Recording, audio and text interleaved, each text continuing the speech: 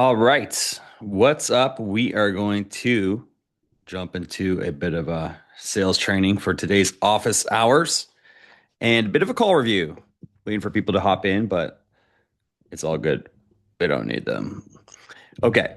So I'm going to teach a little bit here, and then I'm going to go into an actual call recording that I have, and then show you the the principles in action.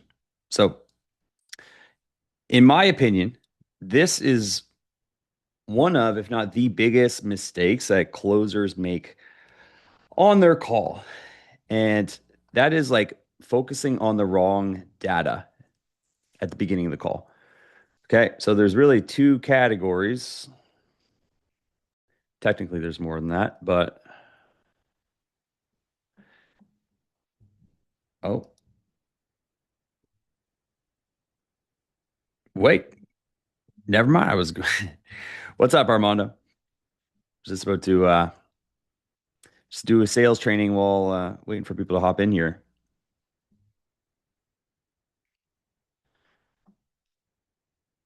You're at work. Okay, cool.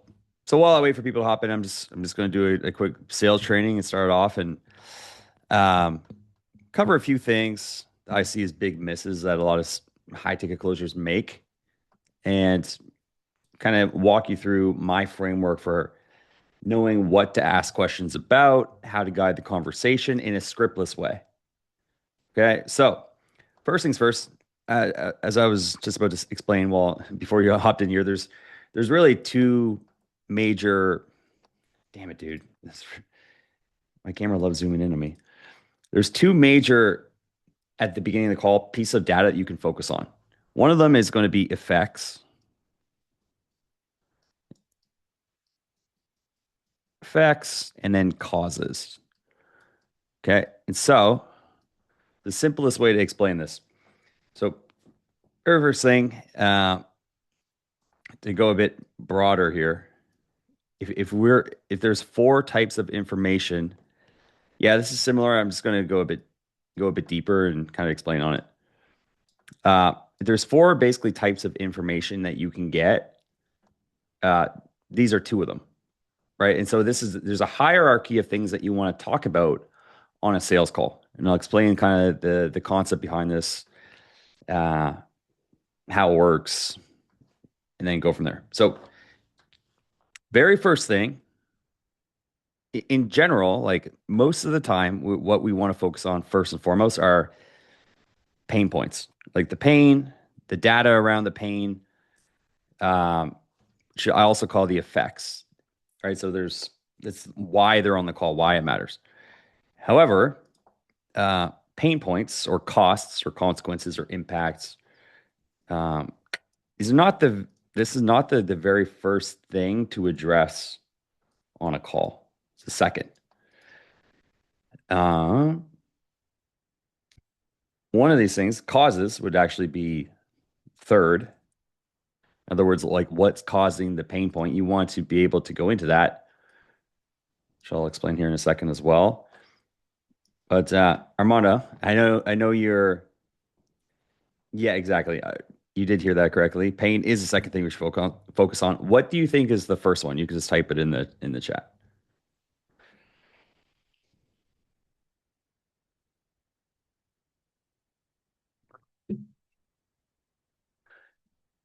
What they're going through. That's essentially a pain point.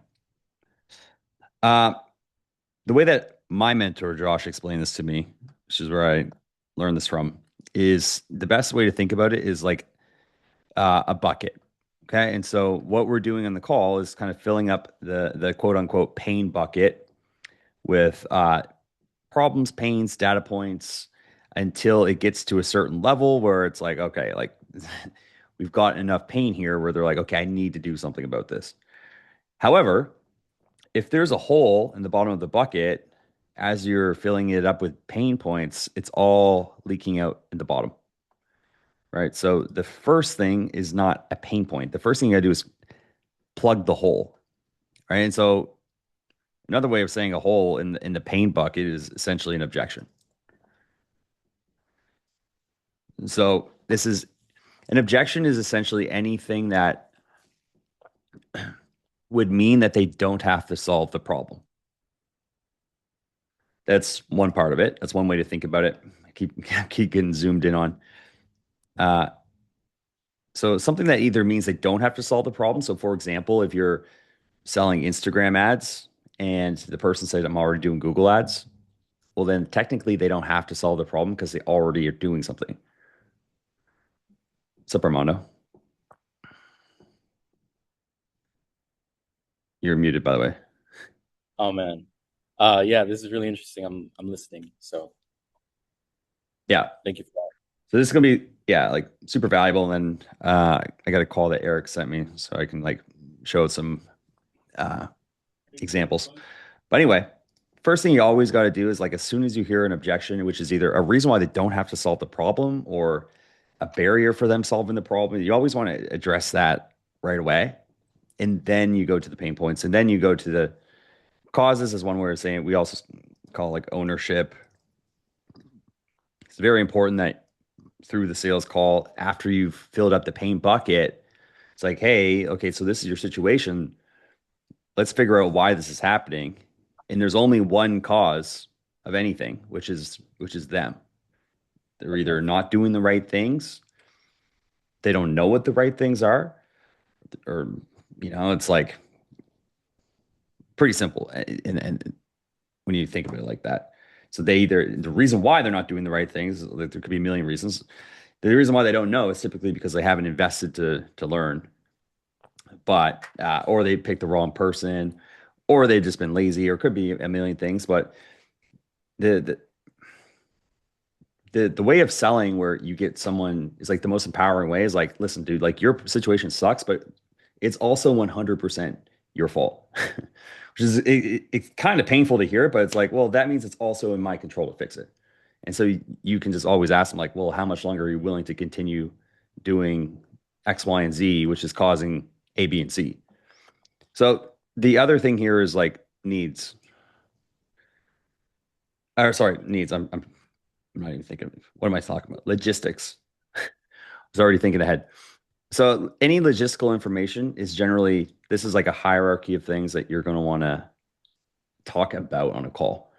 So in general, um, like what's like logistical information? Like, oh, like could be a million things. You name it. If it's not a pain point or it's not an objection, and you're in the front half of the call of the discovery, which is like let's say like the first 12 to 15 minutes, none of this stuff really matters. But anyway, I want to go through an actual example here because the biggest thing that which I started this training on talking about is like most people they think that they're getting into like the pain, but really what they're doing is either talking about stuff that's causing it or logistical stuff, which is even worse. So the whole thing is like there's a seesaw in someone's mind where them buying your services over here, right? And so the reason why we want to get into the pain first is so that there's enough like weight on the seesaw where they're like, okay, I need to make a decision. I need to change, ideally right away. So Yeah. that's that's kind of like it for the, I guess, just the theory of this. I'm going to share a call that I have here, but do you have any questions on this, Armando? So for objection, can you okay, yeah. So objections, pain points, causes and ownership, and then going to logistics. That's kind of like the timeline of things, right? No, that's the hierarchy of things. Like in a conversation, like okay, so let's actually do this. Um, so like let's say that let me actually see this guy's transcript to see. Uh, Let me see what the prospect says. Um, I'll just write something out here. Okay, so you ask your opening question and they say something like this. Um, yeah, it's like, what's your biggest challenge right now? Okay, when it comes to growing your business. Yeah, so right now, um, it's slow season and we just, you know, and in the winter we do, I don't know, snow plowing. In the summer we uh I don't know. We do landscaping and over the and the main way we've been growing the business, which is flyers, hasn't really been working uh, as much as it used to. And I'm not sure why that is. However, I do have uh, a friend who's an expert at, marketing who told me that I should be running ads. Okay. So it's like a bunch of information. First things first, sorting it out. What goes where? So right now, okay, so like first thing, my brain immediately goes, what's the objection? Well, um, let's actually just pick this all out apart. Like oftentimes you can get all the information you need from someone's initial uh, opening rant, right? So something like this. So first things first, objection is that it could be one of two things. Number one, why don't why don't you get your friend to help you with ads? You probably want to ask that right away. Okay, so your friend's a marketing expert. Yeah. Any reason why you're not working with him instead of a stranger from the internet? Well, yeah, he's just super busy, or he works in a different niche or something. Okay, got it. Number two, this is kind of like you can potentially say it's an objection, but like if you've never done, it's like I guess like you know, no, it isn't that. Okay, so why not just double down on more flyers? Right? Because in a way, even though it's slow, another one is the seasonal. Okay, so this is slow season. Is the problem the season or the fact that you don't have marketing? You want to like get a tie down on that. Is it seasonal? Because like in a way that is an objection because they could just if they that's what they choose to believe that their business is seasonal versus like that's another way of just saying it's not in my control. Um, well, that's a reason for them not to buy. So those are objections. Pain points or effects here. What's the main one? Um, the main way we've been growing, which okay, so um, it's probably going to be the most likely one is isn't the perfect example, but like the Flyers haven't really been working as much as it used to. So like right away, if I heard that, I don't know why it's wanted to. Let me just label these pain. Uh, uh, so pain slash effects. Could also probably argue that slow season would be something that you could tie into. So anyway, these are objections slash reasons to not buy or solve the problem, with me.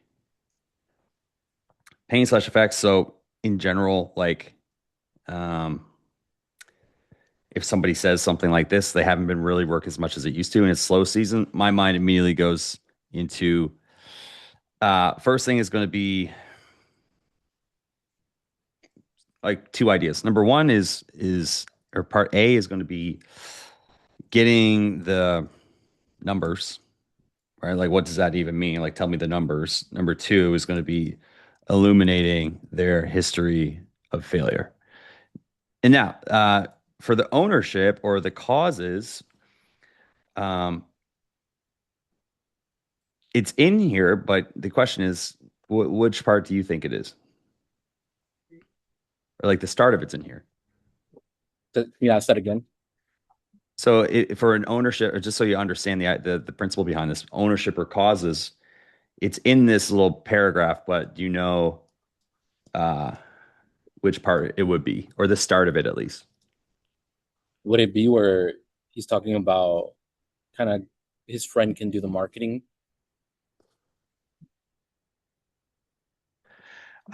It actually could be. Technically, it's not what I was thinking. What's up, Jacob? Doing a bit of training. So the start, yeah, I mean the thing that I would say is it's this. I'm not sure Oh, why I'm that not. is. Okay. Because like what somebody's actually saying, well, why don't you know what that is? Like sounds like you never invested in, marketing training to, you know, to figure that out. Right.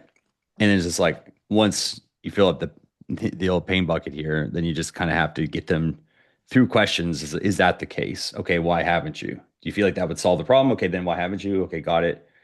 Are you going to continue, not doing the thing, which means that your business is super slow and you're not able to grow? No. Okay, cool. And then anything logistical in here. We're just talking about right now the basics of sales call, Jacob.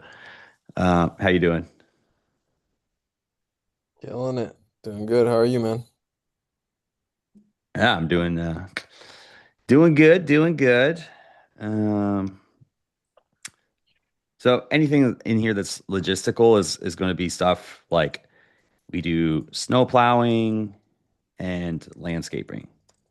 It's like okay, and like flyers. It's kind of logistical, but not to say it's useless. But a lot of salespeople will like if this is like the first thing someone says, like the key what we're talking about is how to like what information to ignore and what to focus on, essentially, right? Which is like it's like Wow. half the battle.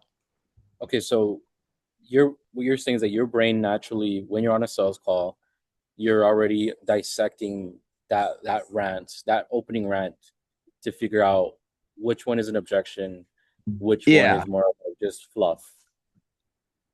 pretty much. Like my in general, my mind is going, where is the pain? But if I hear something, it's like if you're driving down the street looking for red cars, but you're also looking for yellow cars, which is like the objection. I'm like, okay, that's logistics. That's logistics. That's ownership. I can make a bullet point of that. Oh, there's the pain. He kind of said it like, we've kind of been plateaued or some shit like that, or like Mhm. like the business is kind of slow right now, or it's this. I'm like, okay, that's what I have to dig on. Um, Jacob, do you have any calls that you want to Yeah, I can review share. here and see if we can pull up some trainings out of this? Yeah, I can share my most recent one. I haven't had very many this week. But I did have one Friday last week. I can share that. And is that the one you close? Yeah, I don't think I think I closed all the ones that I took last week. Let's see. Hey, no Um, big deal. if they actually showed up, like yeah, the people that showed up, I gotta figure out that part of the business right now, which is like Show right? show rate, and Boris let me know it's like when I showed him it was like, oh, that's not like the end of the world, but yeah, it could be better for What sure. is it But right now? I think last time I checked it was like 50, which I thought was awful. Like I was pissed. Yeah. For B2B, that's pretty low. Yeah, I was used to like pretty much Wait, are we talking like obviously discovery. okay, so like intro to the sales call. Yeah, like actually showing up to the sales call. So I it's think the biggest 50%, you have thing, a 50% drop off between your first and second call. yeah. So Okay. I can tell you what my thoughts are, and then you can. Yeah, yeah, let's hear So, them. so my thoughts are there's two things. So number one is the time from intro call to booking the sales call. So 2 weeks ago, I just had unbelievable amounts of intro calls. booked in a lot of sales calls, meaning it's probably 2 to 3 days after. So that's number one. Number Okay. two was the people that did show up. Yeah. I would send them like Loom videos, like personalized Loom videos, like giving them like a read. I was like, I would tell them like, this is what to expect. If Uh-huh. everything goes well, these are the results that my clients are getting. And Yeah. the way I've framed like intro to sales is like, we're gonna sit down and come up with a custom game plan for the business. Right. So that way they actually, it's not just like, oh, you're coming in for deeper discovery. It's more of like, it's going to require us to sit down, come up with something custom for you and your exact needs. But based off of what I've heard, this. But I think it was more of like the time from intro to sales call and then not having like a clear way of like following up with all of my sales calls before they happened. So like this week, like if I have one or two, like I'm gonna send them a loom right off the bat. I'm gonna call them the morning of. I'm gonna call them before. But that week where I had Okay. all those calls, it's just like I'm back. So Yeah, yeah. And what do you send them between the intro to the sales call?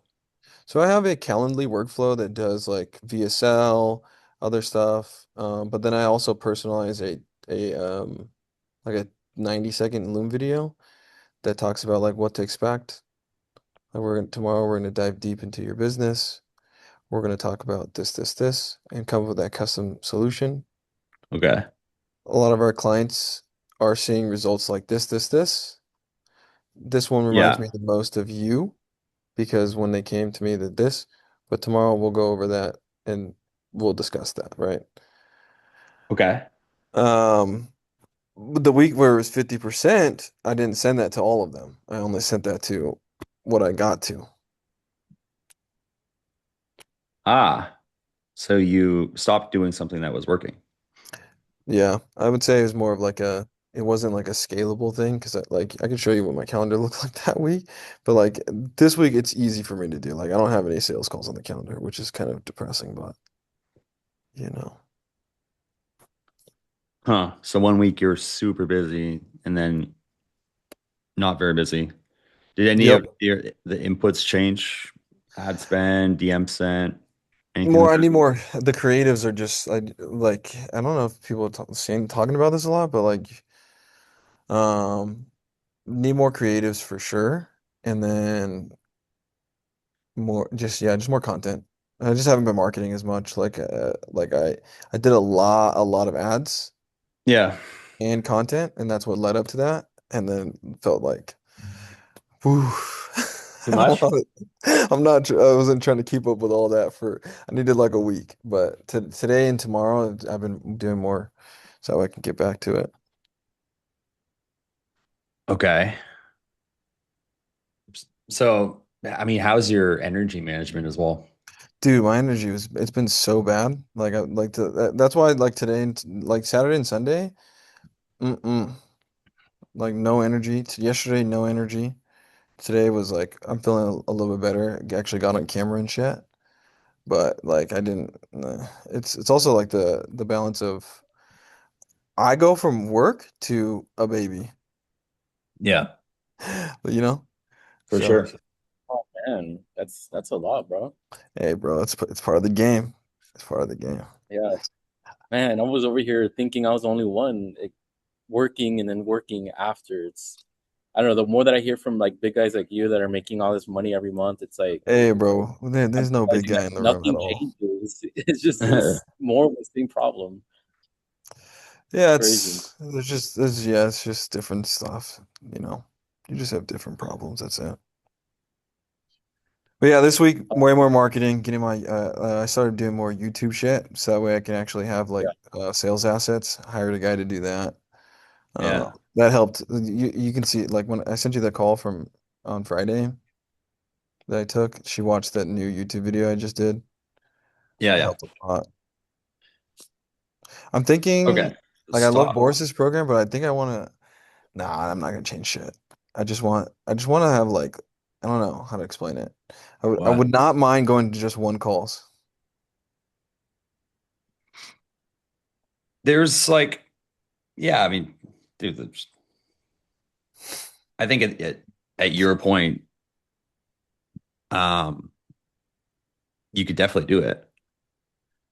I think it's one of those things where it would be not changing it, but it'd be in addition to. What do you mean? Like, still keep the follower funnel. Yes, Orlando. Still keep the follower funnel, still keep this, but then um have separate ads and add to it. Like Honestly, like follower push. funnel and like retarget them with a VSL or something, and then Something like have that. them Like I haven't really apply finished full yeah, something like that. But separate. What's up? I'm not Yeah. gonna change it. That's something that's like doing well, Yeah. but Hey, I'm Jacob. thinking about So adding to it. yeah, I will ask this another question too. Outside of the framing of your on your intro call, the second call, how deep are you going into those calls, into their problems and stuff? Is it On the shallow? Is intro it like calls. surface level, or is it like are you going pretty deep? So I wasn't going deep, and then we talked about it, and because I remember I told, so I've been going deeper for sure. Because I was going very shallow, and then we talked about it, and you were like, "Hey, this is probably why they're not showing up." But I'm like, "Oh, but I don't want to ask the same questions." But then now I just reframed it into, I may ask some of the same questions as what I did previously, but the whole point of that is just to be extremely thorough and make sure I don't miss anything. So Okay. I've been going deeper on the intro calls, and So it didn't going deeper hasn't improved your show rates. it did. It's like, and I also think like if you think about like the type of prospects I'm working with too, for the They're most busy. part, it's a lot of solopreneurs, Yeah. and they're like I'll book it for like let's say it's 11 a.m. Yeah, If they yeah. get a job, they're gonna go do the job. Right. So that's what happens with a lot of them. And then after that, it's like, oh, would you still like to? Mm. So Okay. So of all of these things I've written out, like which one do you feel is like the biggest issue? number one, The time delay. yep. And is there anything in particular that's preventing you from booking to shortening that window? This week no, because my calendar, like I don't have sales calls, so like I have a client success manager. He does all my client success shit. What But about it's last week?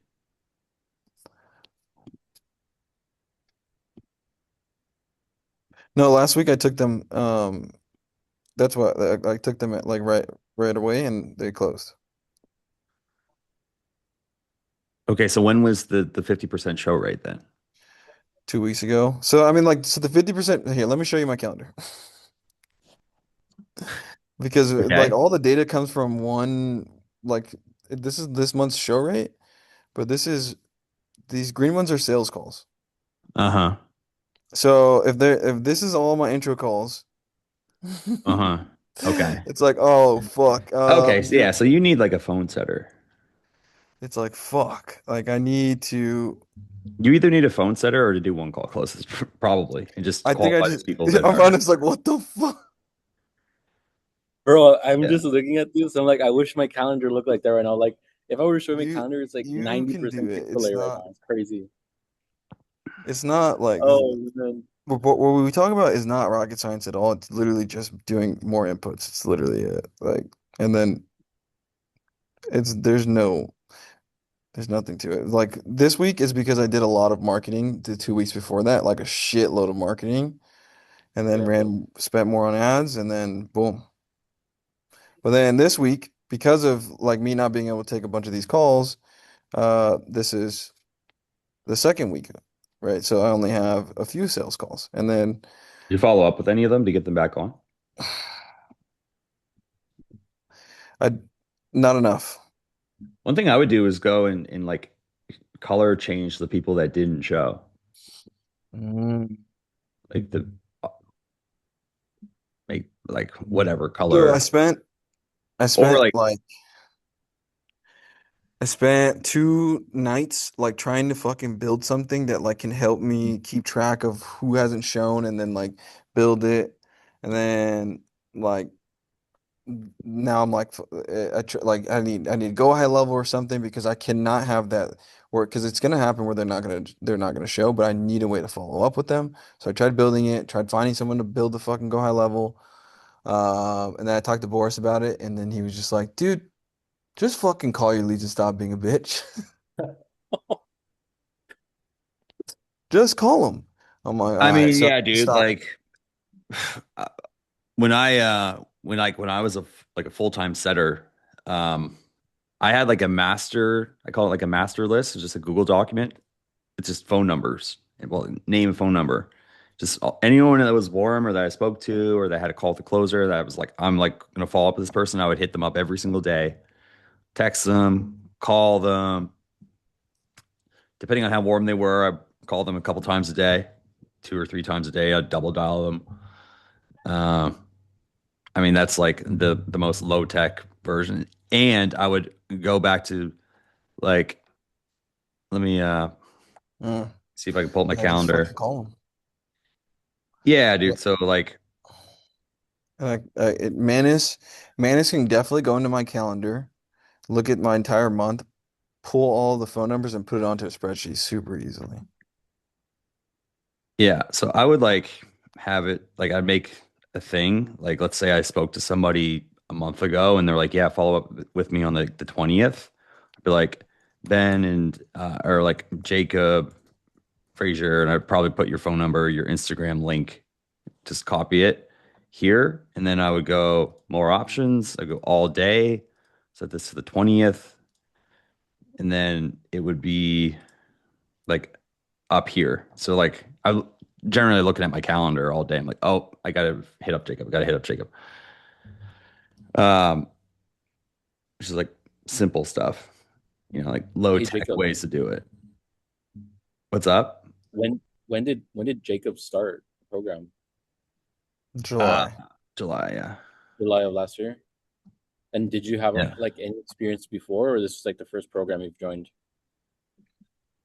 What do you mean, like But experience Like with sales experience? Were you already like getting clients, or it was just like sales? Jacob's a quick learner, bro.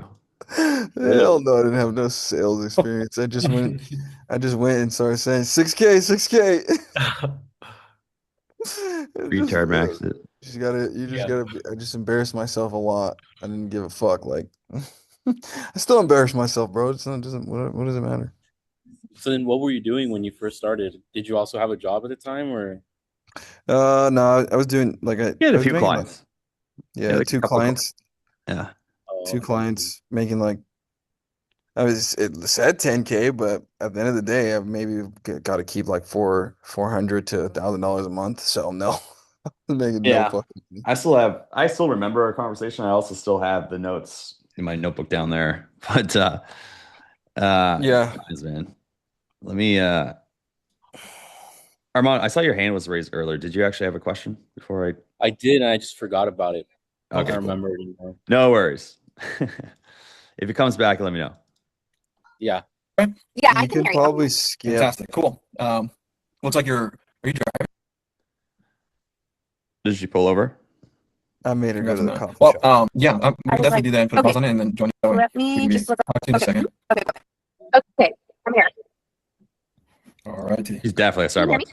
Yep, I Yeah, can she's hear you. at Starbucks. All right. Yes. Cool. Okay. Ready to jump right in? Yes. Well, definitely excited to dive deep into your story in the business today. Like I mentioned, the whole point of this call is to clarify exactly. I Yes, yes, think yes. for me right now, it's getting leads. I think that's And if we do have alignment, we'll jump into all those details. Okay. If that sounds good. Cool. Well, I mean, in your opinion, what would you say is the biggest? This is the second call, right? Second call, same day. Yeah. Yeah. So just like a little thing that I would add, since it is like you've already spoke to, it's like so I have the notes from our earlier conversation. I'm clear on those details, but I'm curious. In your opinion, what is the biggest challenge that you're having growing your business right now? But just You could I think just adding that little piece right before you ask is like a good like bridge because you know you already probably know a bit about her. Biggest challenge when it comes to growing the business right now? Um, I think for me right Other than that, like the delivery of that question was like perfect. now, it's getting leads. I think that's really what's stopping me. I don't really have, and I think the next challenge would be, teaching cleaners how to clean up to standards. Okay, so to go back to the hierarchy, like obviously the thing we're going to focus on is getting leads, like teaching the cleaners how to clean up to standards. That might be a pain point, but it's not a relevant pain point, which is like, in other words, something that you can help her fix. Right. So, um, I might ask, even though she did say both, I might ask, okay, so which one is the priority, training cleaners or getting leads right now? Oh, it's definitely this one. Okay, why? Because da da da da da, and just go into it. But I'm not there yet, so I think until I get there, then Although she just said I'm not there yet, so you might just ignore it. that will be my second worry. But I think right now I need my biggest thing stopping me is getting leads. Got it. Okay. So right now, the biggest challenge when it comes to growing the business is getting leads for the company. Yeah. So minor sales thing is just reframing that into the negative. The biggest challenge. So it sounds like the biggest challenge right now is you're either not getting leads or not getting enough leads for the business right now. Is that accurate? Yes. Mm-hmm. Yeah. Okay. And then for leads, how many leads did you guys get in the last week? Do we know what she does for lead generation? Yes.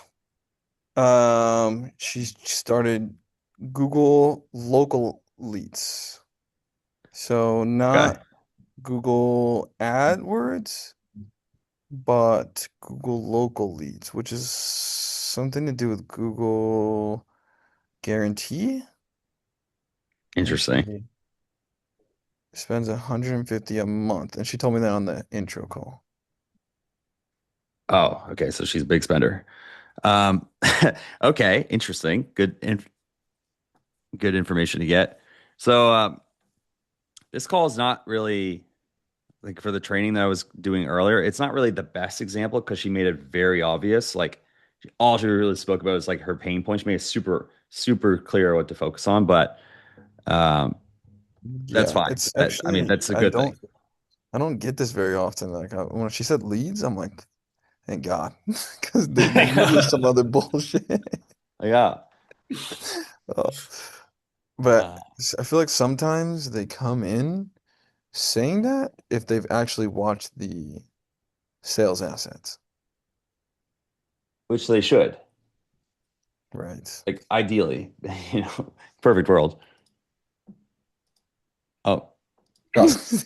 I'm Okay. And then staring. for leads, how many leads did you guys get in the last week? who's you guys? Does she have partners or something? She's got two cleaners under her. Okay, it's her. So how many leads Yes, did you? I guess you or your business get, but anyway. One right now that I just got is a referral. Unless she's schizophrenic. I just closed another one yesterday. See, the first thing I want to do is get clear again on like the what lead sources she has. So obviously referrals one of them. You have Google this thing. Are you doing anything else for leads? Okay, so total between referrals, this and this, how many did you get in the past week? Okay, you got one. Okay, got it. Week before, this month. Okay, so how many sales did you get? I made this many. And then what was your total revenue from those sales? Okay, you said this much. How much that's profit? Got it. How much are you paying yourself take home? Okay, got it.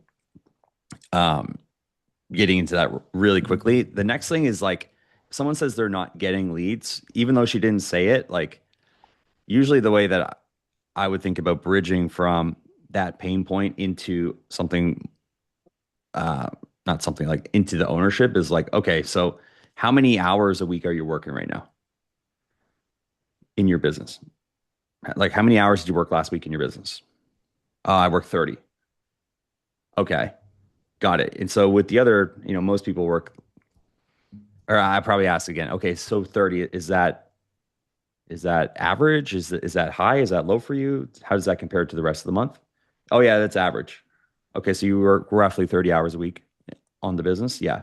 Okay, so the average person works 40 hours a week. So I guess with those extra 10 hours a week, 40 hours a month, um, I might even go back before we even go into that. I might be asked, okay, and so how long has the lead flow been the issue? Uh, oh yeah, it's been maybe a month, maybe longer. Basically the way you can get into it is like, okay, so just this month, given that getting enough leads is your issue, like what did you do with those 40 hours to solve that problem? How did you invest those 40 hours into solving the problem? She'd probably be like, well, I didn't. I haven't done anything. Okay, got it. Um, but before that, like I would obviously like that's a bit later in the call. Right now, what I want to see is like going into the deeper layers of like what is the problem with her, like what problem is not having the leads causing in the business. In other words, like why does it even matter that we're talking right now?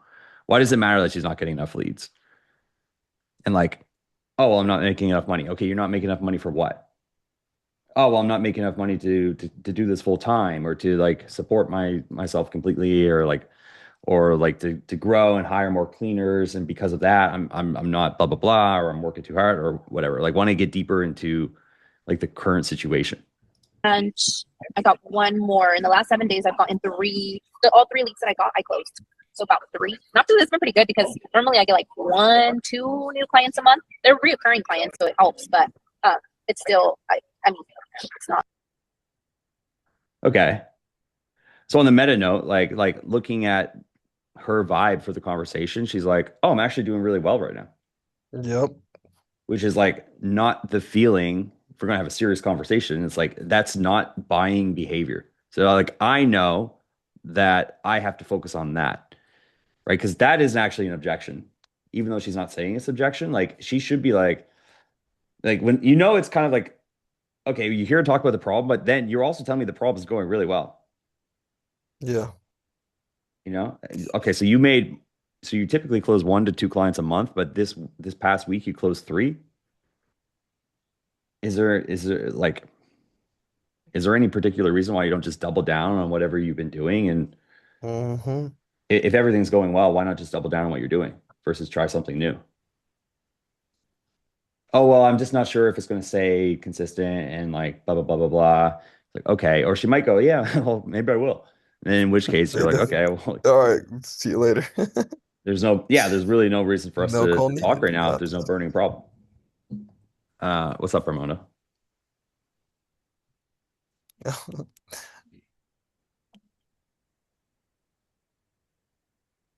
Oh, You're unmuted, but I still can't hear you. Sorry, can you hear me now? Yeah, yeah. Cool, cool, cool. So during this recording, you mentioned something about what have you done to fix the problem? What's the reason you asked that question? What's Because I want her to take ownership, Okay. take ownership over the problem. You know, Oh, okay. So I you're want to kind of know. like framing it that it's her fault this is going on. it is her fault. Correct. It's yeah. So it's the secret. It's everything is everyone's fault. Everything is your fault, basically. Especially in business, in life too. But like, if you know, if you get a really bad, like if she like really feeling the pain, but she Mm-hmm. she has like an out where she doesn't think it's her fault, well then like it just All makes the right. call like you got to objection handler and do all this like salesy bullshit to close her.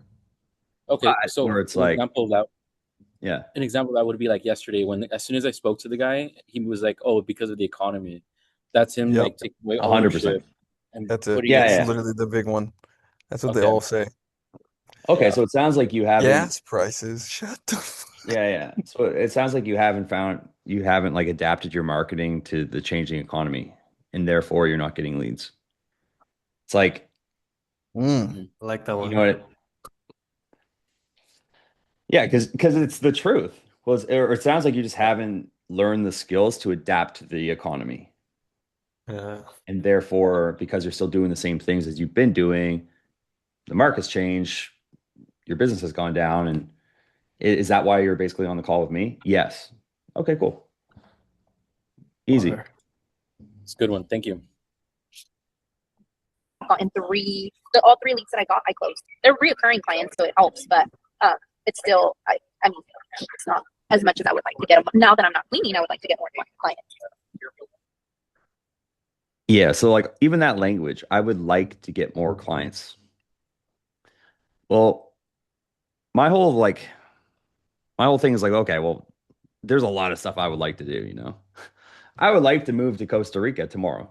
And I would like a brand new freaking Lamborghini Huracan. And I would like a lot of stuff. Am I going to do it though? Like, am I going to put in the action it takes to do those things? Like, usually, I mean, usually, like in the context of a 45-minute sales conversation, like it has to go from like I would like to do it to like, no, like I'm fucked if I don't. Like, I need to do it. And just another, I don't think I've ever trained you guys on this, but like another, really in any sales process, like if you want to get people, number one, to take action, but like, you know, like to shift from this is something I want to do to something I need to do. Like they're coming onto the call with like a bunch of different options of things that they could do, including doing nothing, but tons of other types of ways to grow their business. And like really like what we're doing is like slowly but surely like chopping away all those other options until they really have no option left. And then you give them an option. And they're like, oh good. Like, you know, like we're kind of getting into the place where they're like, oh shit, I'm like, yeah, like I do need to change. I am kind of stuck. Like I don't really know what to do. I gotta fix something. Okay, well, you know, like, well, you could do this. And then that's what kind of, you know, gets them into, you know, there's a lot of stuff going on with that.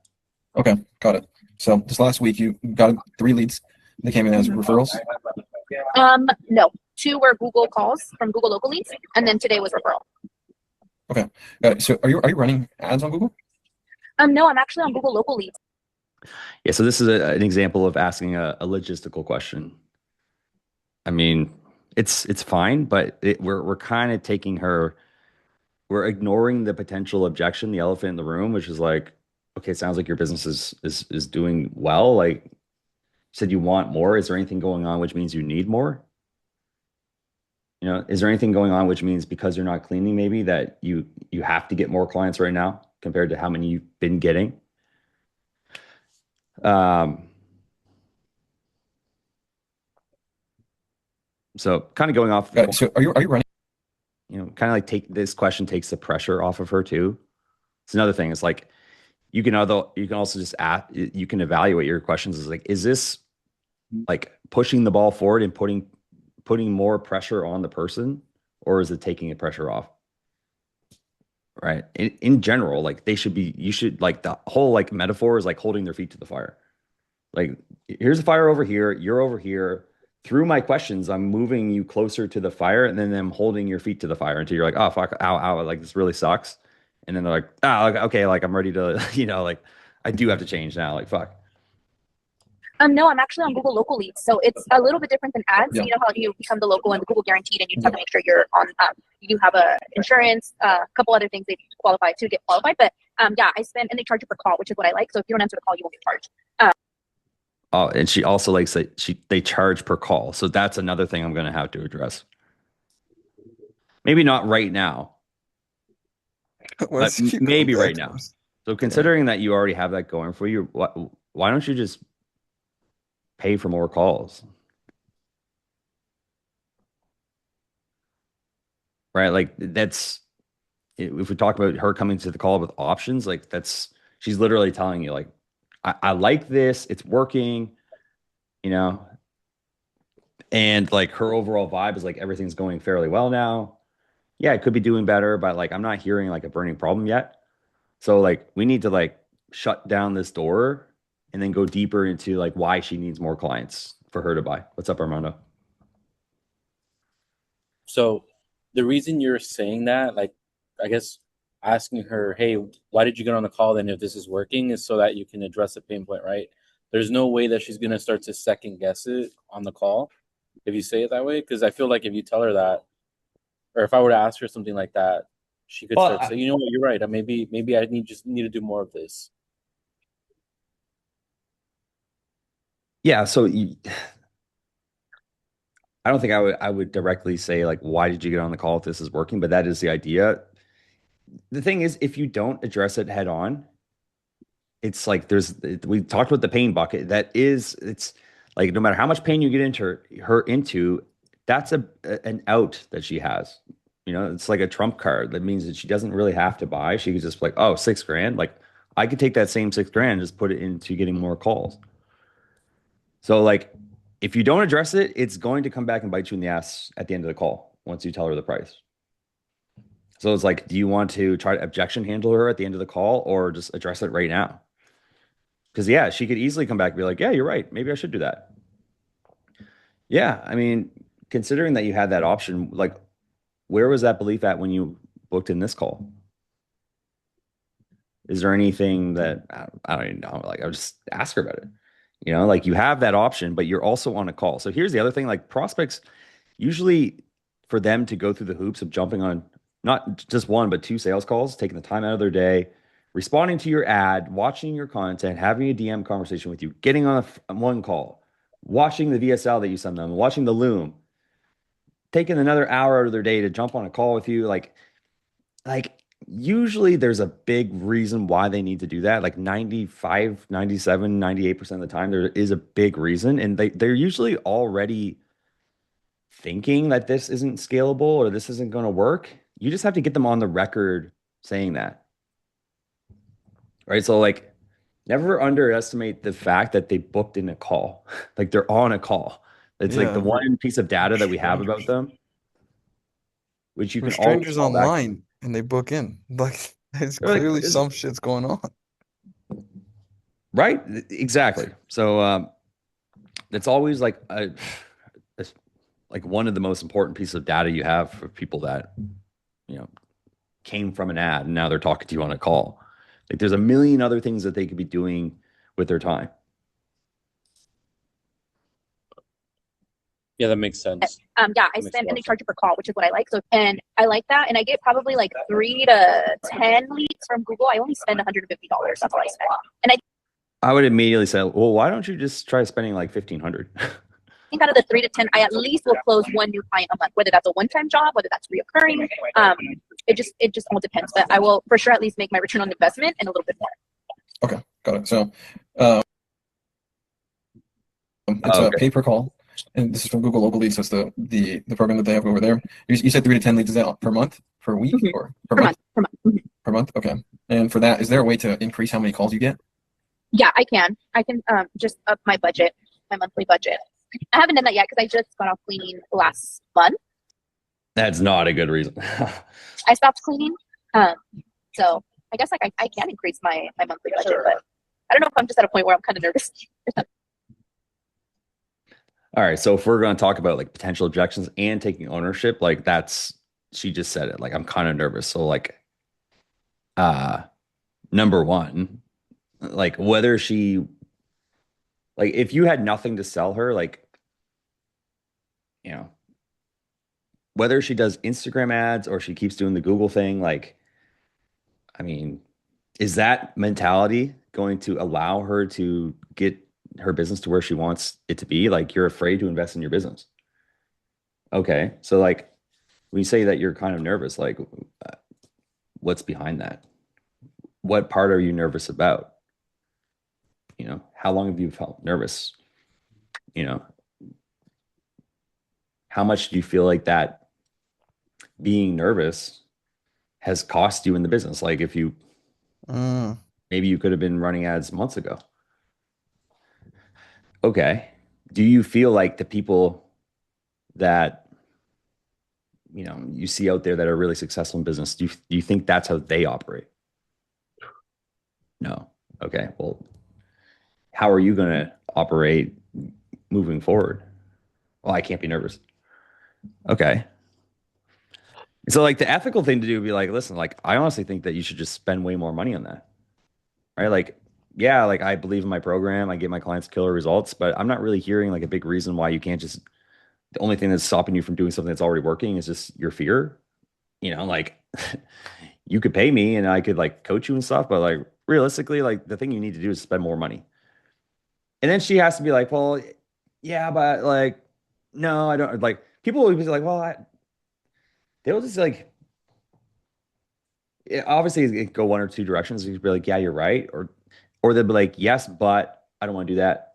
I'd rather have I'd rather have someone actually help me, someone who knows what they're doing. Or I'd rather do Instagram for X, Y, and Z reason compared to this. Or these leads aren't that like, like I want more recurring clients. These leads are usually one off, or they're low ticket, or like they're tire kickers because I have no brand or whatever. She has like a reason, but I just want her to tell me that so that we can just shut that door and keep the conversation moving. That makes sense. It's like I'm like right there, like I need more clients. Also, it's a massive tie down if you start addressing the nervousness like right away.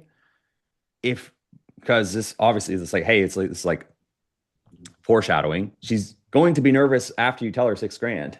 If she's afraid to spend more than $150 a month, like what do you think she's going to think? Oh yeah, you got to spend $1,000 a month on ads, plus you got to pay me 6 to 10K. Holy shit! Well, like you better get a good tie down, multiple like a few layers deep of like why she's not going to allow the nervousness to like hold her back, what it's cost her, how bad her life currently is because of it, and like how like she's like done with that behavior, like, and then she's still going to be nervous, but you just have to remind her of what she said. There needs to be like ammo or a big enough reason for her to like overcome the nervousness. If there's not a bigger reason than her being nervous, then she's not going to take action. But I don't know. I have this like small fear in me that's like, can I really do? It's like I'm like right there, like I need more clients, but Now she just said I would like more clients. I need more clients. Like I pay attention to these things because like I was like, okay, earlier if I heard you right, you said I would like more clients, but now you're saying I need more clients. So what exactly is going on? Oh, okay. Well, blah blah blah. Because like she's changing her story slightly by her words. I don't know. I have this like small fear in me that's like, can I really do this? Yeah. Yeah. So like all that stuff, it's really massive. For number one, you can get her to take ownership of that. Hey, do you feel like part of the reason why you're afraid and you haven't been able to get more clients is just because you know you've never gotten help before? Like, have you ever hired a mentor, coach, consultant, agency, or anyone like that to help you, to guide you through the process of scaling this business? No, I haven't. You feel like that would be the thing you would need to do that? Oh yeah, shit. Okay. Right. So, um, So you have something that's working, you can increase it. How long has it been working for you? When I went off on my own, I had it with my old business. this is the other thing too. Like, I also don't want to get down too deep into this rabbit hole right away because like the frame of the call is upside down. Like you're talking about something that's working when like the whole frame of the call is like what's not working.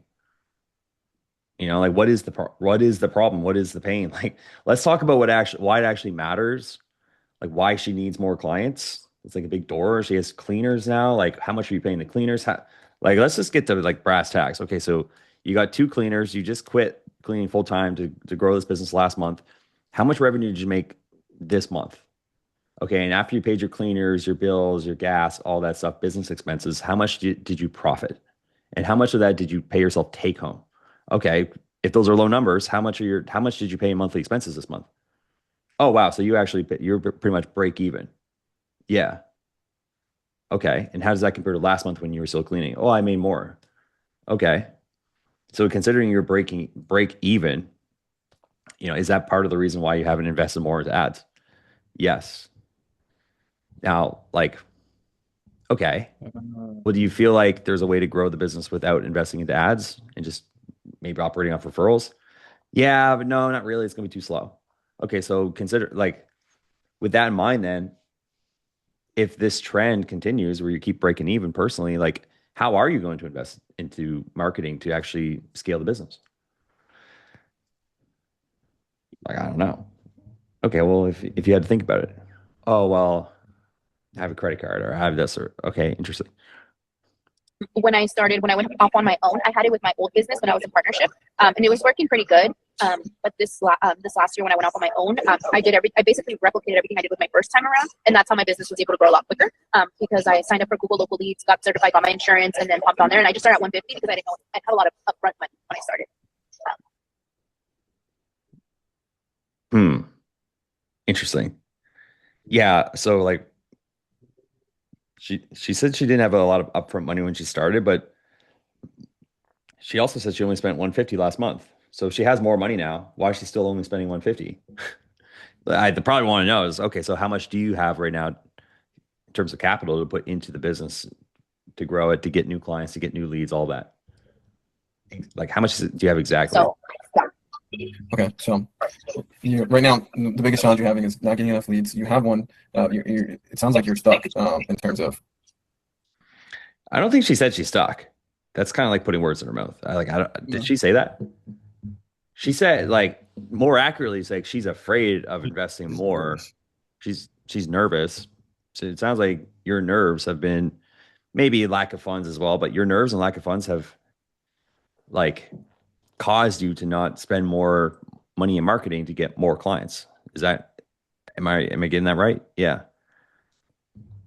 But again, I still think like I would want to shift gears to like why she needs more clients. You know, like how much money is she making? Wanting to increase it. I guess I don't know. It doesn't make sense why not just do it. Like, is there something stopping you?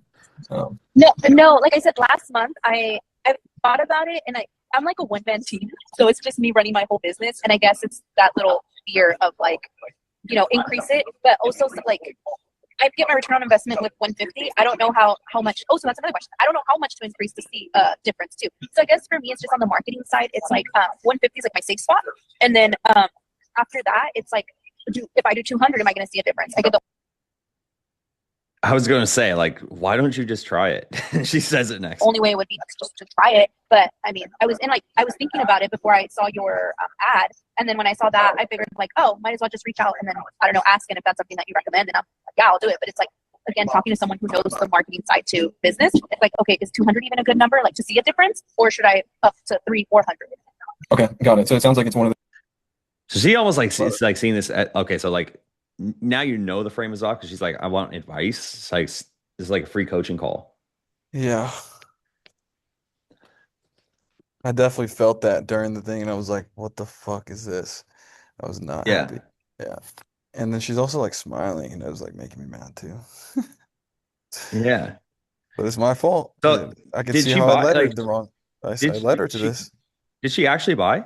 Yeah. Okay, cool. So somewhere we're gonna see how like it's turned around. One of those things where it's like it's risky. So that's what's really been stopping you is you don't know what it could look like, and you don't want to put it out there and not work. I don't think it's that. Yeah, and I think it's more of like talking to somebody that. See, there it is. She just wants like a second. She wants like an expert in her corner, which is dude. That's a fine enough reason to buy. Like that's smart. I'll be like, yeah, that makes total sense. Already works in running ads. Like, what does that look like? Should I do 500? Should I do 2? Because I don't want it to. Everything. Do you see how everything is just still kind of like very surface level? Like, well, how much money are you even making from the 200, like from $150? Like how, like everything without that context is just like we're just like having a bullshit conversation.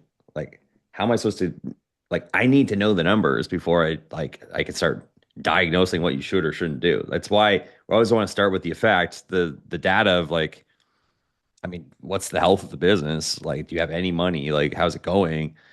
Um, before we start trying to solve the problem because we don't even know what the problem is yet. I do know from the intro call, revenue was 10K. Take Okay. home was less than 4. Okay. So like So 40% margins. and she took home more the month before because she was working it. Right. And then so I didn't know that going into the call. And how much of her personal expenses per month? You know that? Didn't know that. It's important. Yep. It's like math equation. It's like, okay, so you know how much is coming in, but you don't know how much is going out. Like that alone could open up the door why it's a burning problem, why she needs more clients. And I would like, no, I need more clients because like my bills are 39.50 per month and I paid myself 4K. I have no fucking money to do anything with my life. I have $50 left over. What am I going to do with $50? Like, let's like go buy an ice cream or some shit. Like, especially in California. Like, um, so The yeah, last thing I want to do is I don't want to do 200 and then I only get one client for that month for 150. Now I'm negative 50. I'll probably ask her, like, are you only doing 150 because like that's all you have? Like, how much could you put into it per month?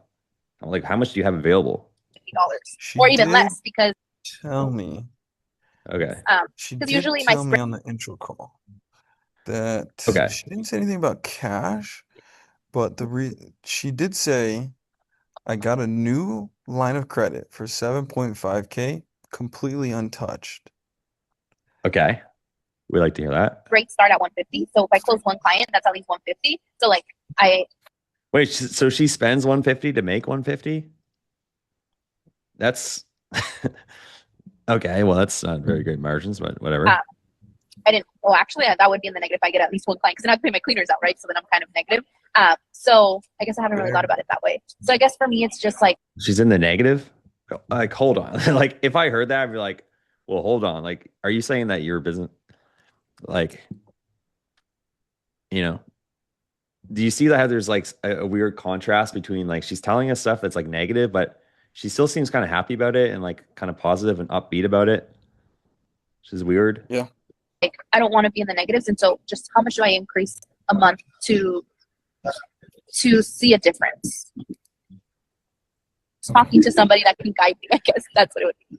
Got it. Okay. Looking for the guidance so you can feel comfortable with increasing ad budgets, increasing the marketing. So you know what's working and not just praying that it's making you money. Yeah.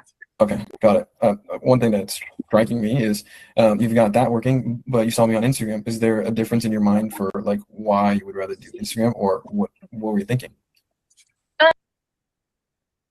Yeah. Huh.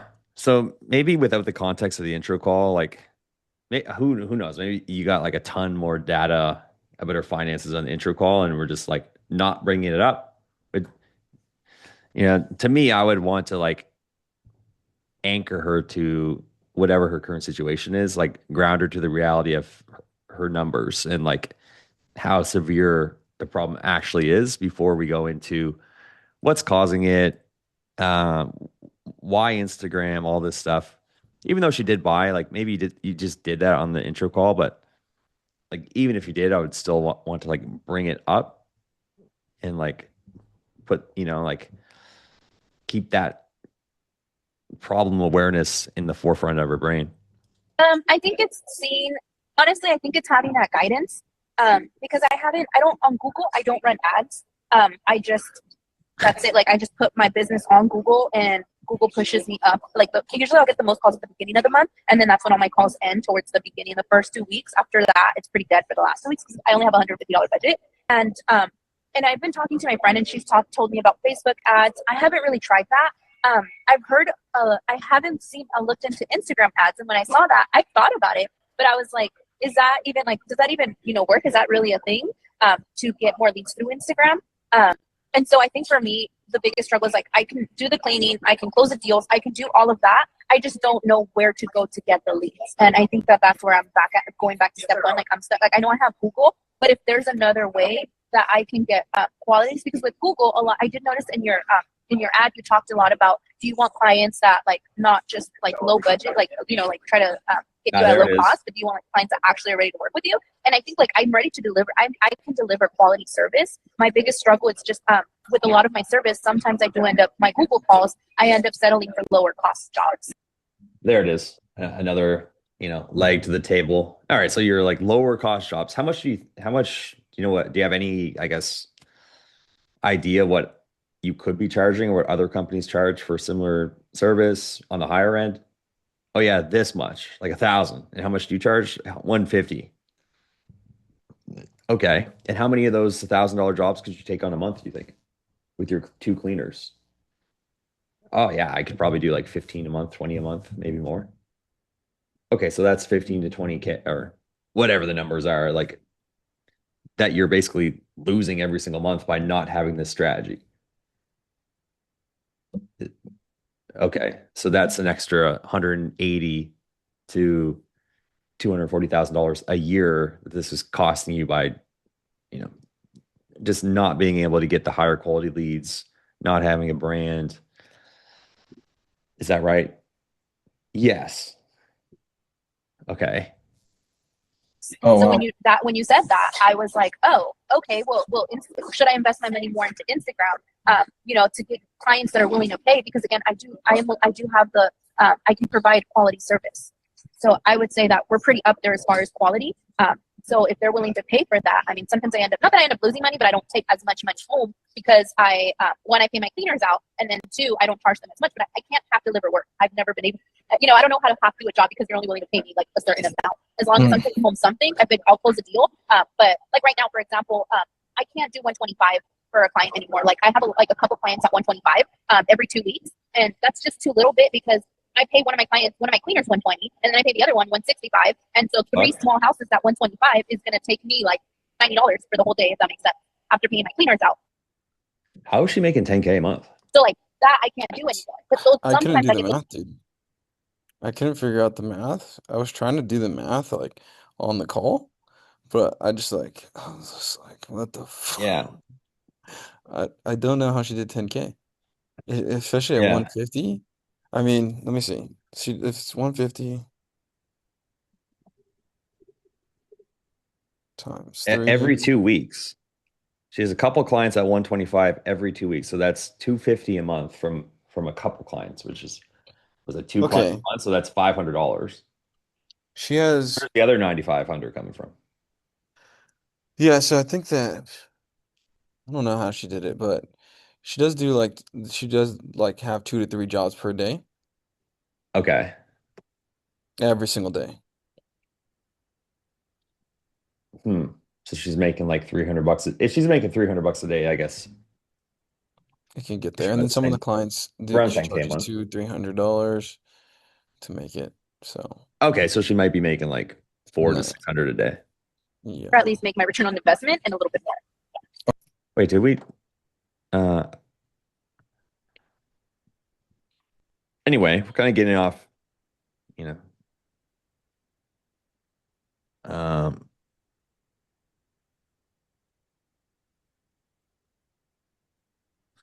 yeah. I do not understand the math. I lied. I said I understand the math.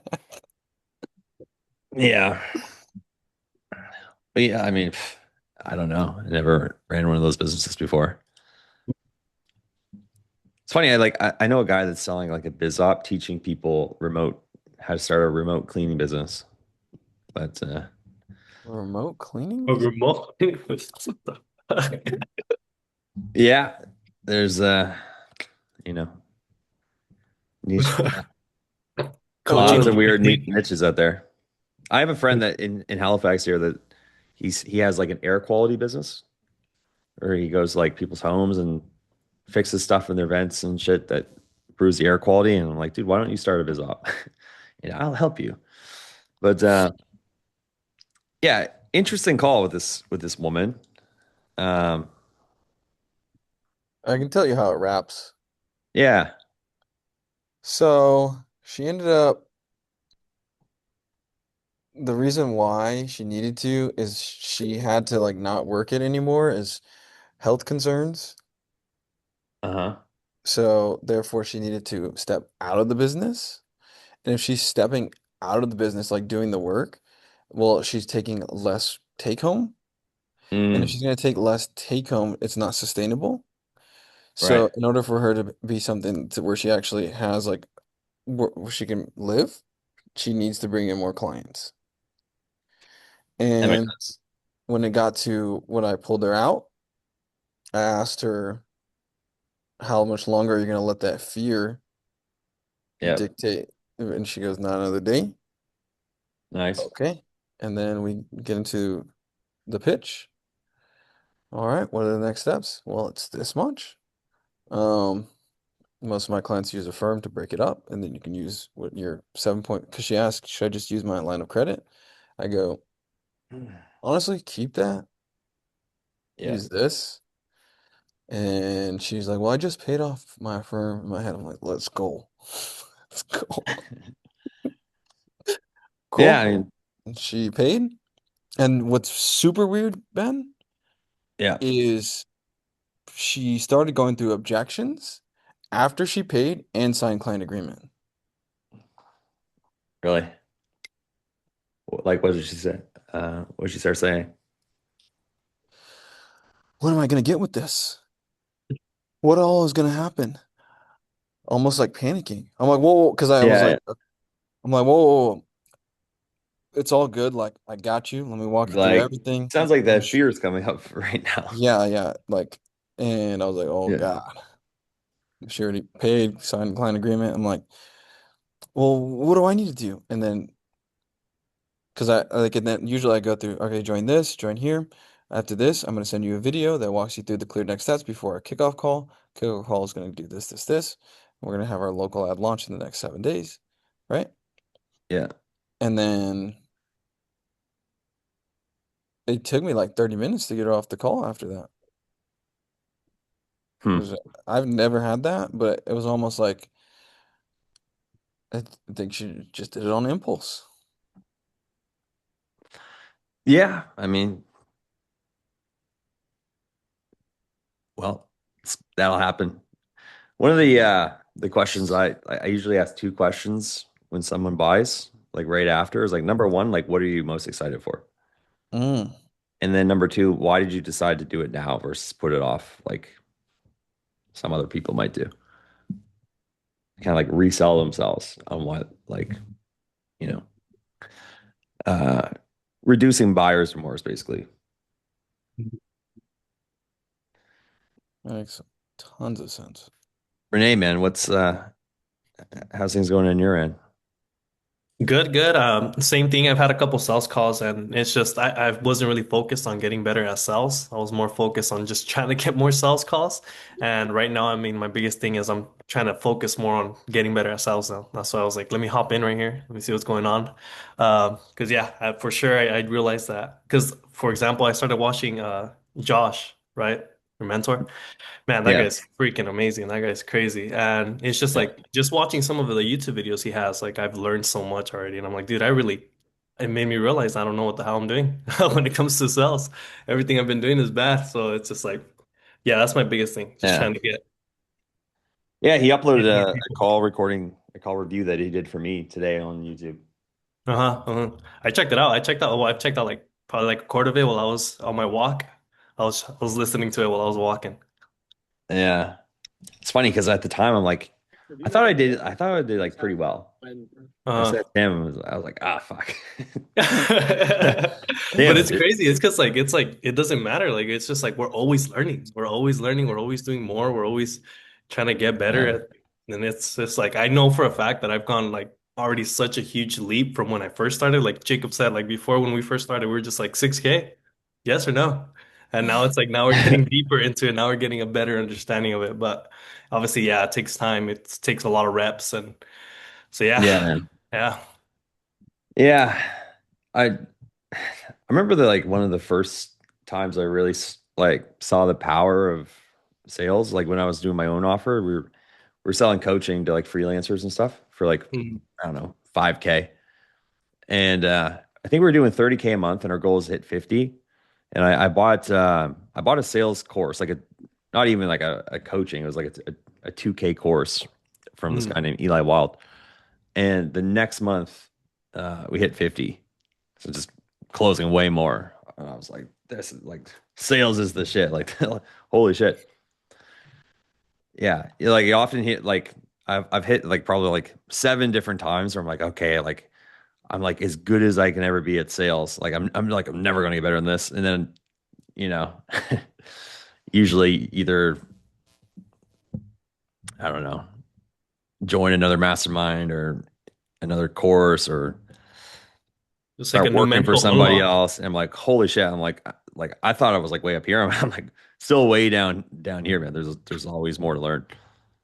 Yeah. Oh yeah, it's just like a big old mental unlock. Like you're just learning more things, and you're like, wow, I didn't even realize that. Like I didn't even know that. Like that's what I'm saying. Like Yeah. I guess maybe just the way Josh kind of explains it too, kind of resonates a lot better with me, and like the way I'm taking information maybe too. Um, because yeah, it's like some of the stuff like I like today what you were talking about, like it's stuff that I hear Josh saying as well. That I've heard him say as well. But yeah, Hmm. it's just like I don't know, just I'm realizing so much that, and I for sure need to get better at sales. So gotta put in more work. But all my sales calls right now they're in person. So that's the only thing that sucks is that like I can't really record them unless I open up Uh, my laptop and record through Loom or something. Um, yeah. Could probably do like voice notes on your iPhone or maybe like that get one of too. those AI thingies that go on the back of The your pocket thing. Yeah. Hmm. yeah, I whatever think they're Boris called. shared one. Yeah. Yeah, Yeah. so I'm gonna need to Some people get are doing something that. like that. Because yeah, all my calls I know Jacob does a little bit more through Zooms online, but I still have mine in person. Yeah. Unless you like had Zoom open next to you and you were recording it or something. Armando, what's up, man?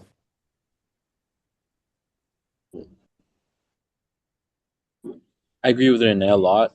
I think watching Josh's content kind of opened my eyes to like how terrible I am at sales, and obviously talking to you. But you mentioned you've been through a lot of different programs. Would you say you're in the Unicorn Closer program has taught you the most out of all of them, or kind of what was the, or is it just you? Like you've been through it so long, you're kind of just good at it naturally now. Um,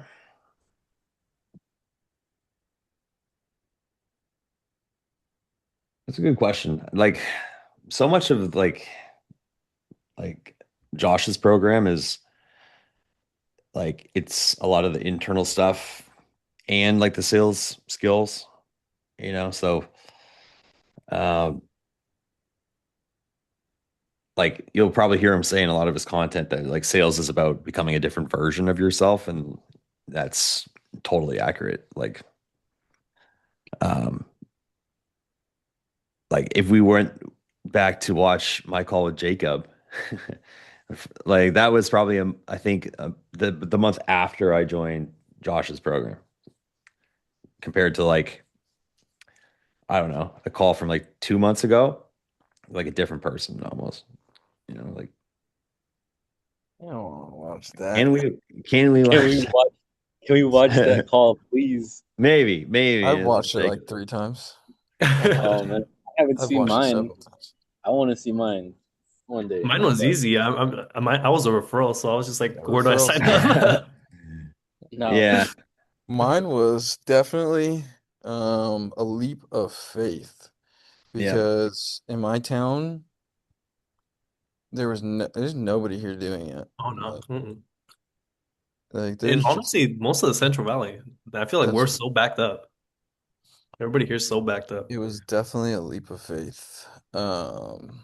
I've, one thing I pulled from Josh's stuff, I haven't watched so much except for like, but I've noticed that I feel like it's just the way his presence. I don't like to idolize people. Zora? No, that's what I'm yeah, saying. That's why I stopped watching it because I don't want to like idolize another man. I wanted to like actually like do my own shit. And like but I've noticed that like well if like someone like that showed up and was like talking to me like leading me in the call, I'd be like fuck like yeah, I just need to. So that's why I stopped watching it because I wanted to just get better at my own, like just be better. And then when I do show up, I want to show up to like when I show up on that call with whoever it is, they're like, "Oh shit, like I yeah, should probably like, listen, especially when it comes to like after like and like actually like follow his lead when it comes to like how I set the frame." Something like that. I don't know how to explain it. yeah. It's just like it's like a different level of leadership on the call, different level of presence. You're like, oh fuck, like I can't bullshit this guy. We did a role play where he closed me, dude. It's like right away, I was like, uh-oh. Like, uh, this is it's a crazy feeling. Um, My question, Ben, is yeah, when are you launching the offer? immediately. It's up. It's up. You're running ads? Um, I'm not running ads yet. Uh,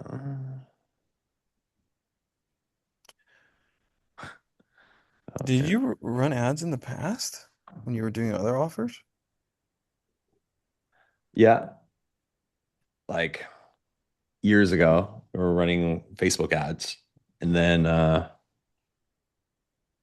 I tried to run ads for like sales coaching, like probably 2 or 3 years ago, but I didn't know what the fuck I was doing. So yeah, it's kind of gonna figure Or it out. you needed a courses program. Yeah.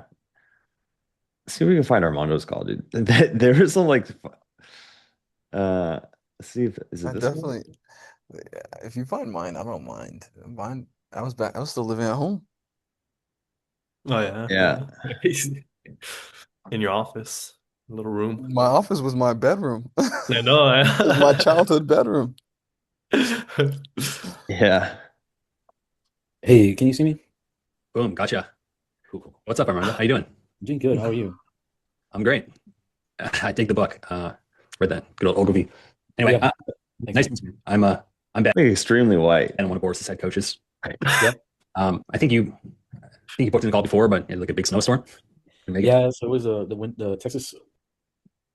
Uh, uh, let's skip this. So, best place to start. I don't have a ton of info about you. So, in your opinion, what would you say is the biggest challenge that you're having growing the business right now? Oh man. I guess I spoke briefly about it with what his name, the man I spoke to yesterday.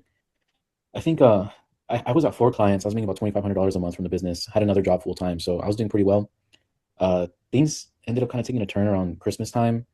Just because I was going to make a move out here to San Antonio. And so I guess it was my performance. Wasn't able to fully handle the client's full-time job and making a move to a different city. I lost 75% of them. I'm left with 1 client. I'm not too sure how much longer they're going to stay around, but most of my I think I heard of that Grant guy. well, actually every single client I've gotten has been through cold outreach.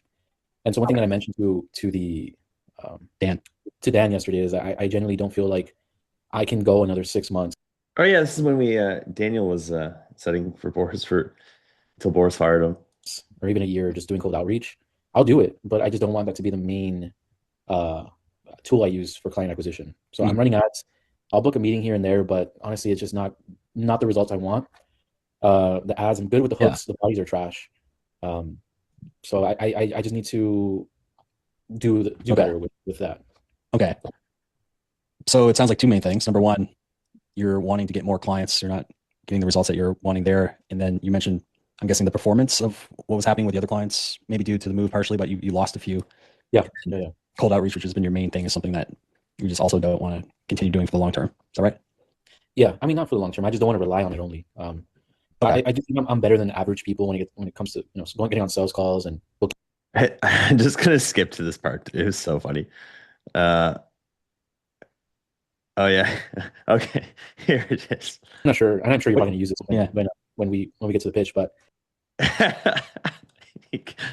I'm sure you're probably going to use this when you get to the pitch. see, I'm not sure, and I'm sure you're probably going to use this when we get to the pitch, but Julius Caesar, I think it was Julius Caesar. There's a point where he could cross the Rubicon, and it was either once he steps into that river, it meant death for him.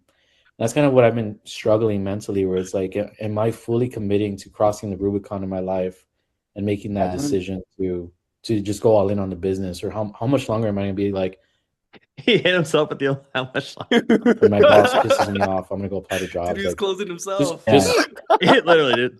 That's when you're good at sales. People just close themselves, by the way. Going all in on the business, right? But yeah, like you stole my line, bro. That's my line. You were like, I don't even know what to ask. You're going to use this against me, sis. Well, as far as the Rubicon that you're trying to, you're going to use this against me, sis. Well, as far as the Rubicon that you're trying to decide whether or not you're committed to crossing, you're on the left side of that river, let's just say hypothetically, what does that river look like for you right now? Like what's going on that's gotten you wanting to even consider crossing it? Oh, All right. That was a good way to put it.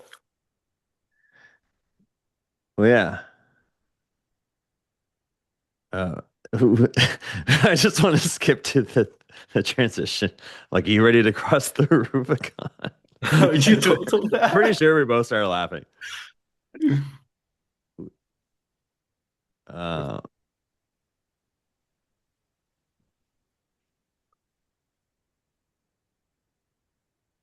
Okay, hold on.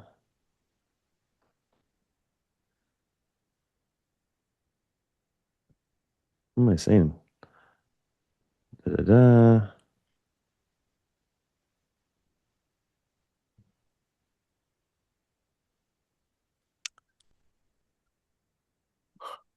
This is a long one.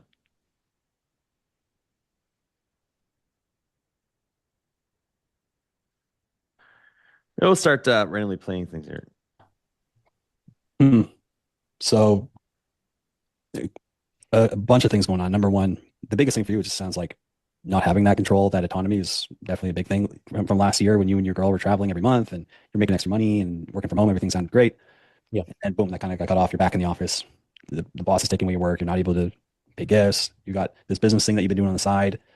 It's like, it sounds like because you're in the office so much, kind of not able to put in the amount of consistency that it would take to just do cold calling and cold DMing and stuff to out of that. So it's like a catch-22 situation in a way. And then, to go back to like what you said at the beginning, you're at the Rubicon. Like, do you commit and go for it? Or do you, I don't know, what's the alternative? Just suck it up and hope for a raise or something, or get another job, or like. Yeah. I mean, oh, your camera froze for a bit. Can you see me? Yeah. The alternative, I mean, I feel like no matter what happens, no matter how long or whatever break happens, I think. You guys see what I'm doing? Like you have two options. Like which one do you want to go with? Like it's my spirit is calling me to do.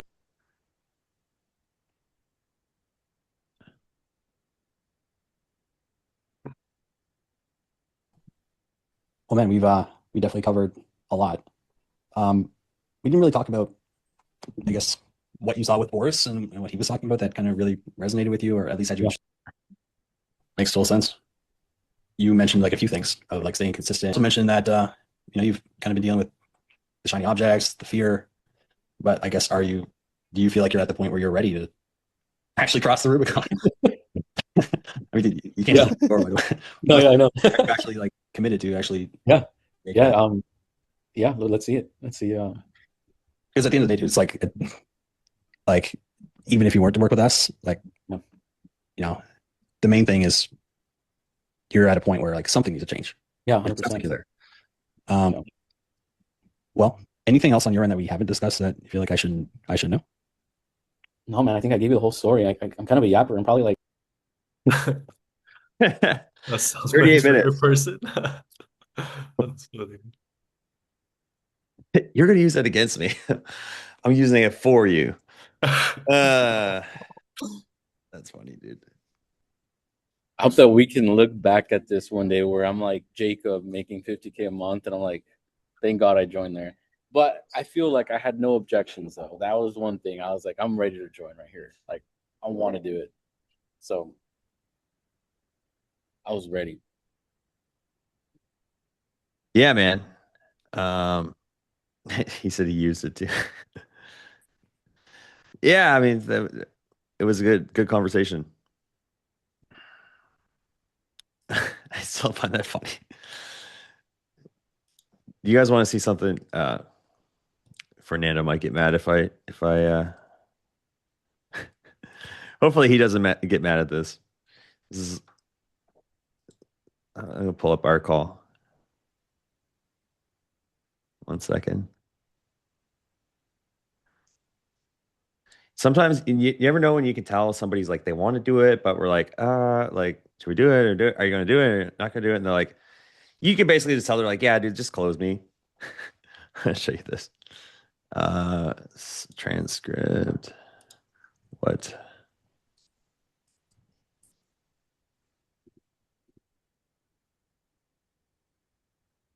Okay.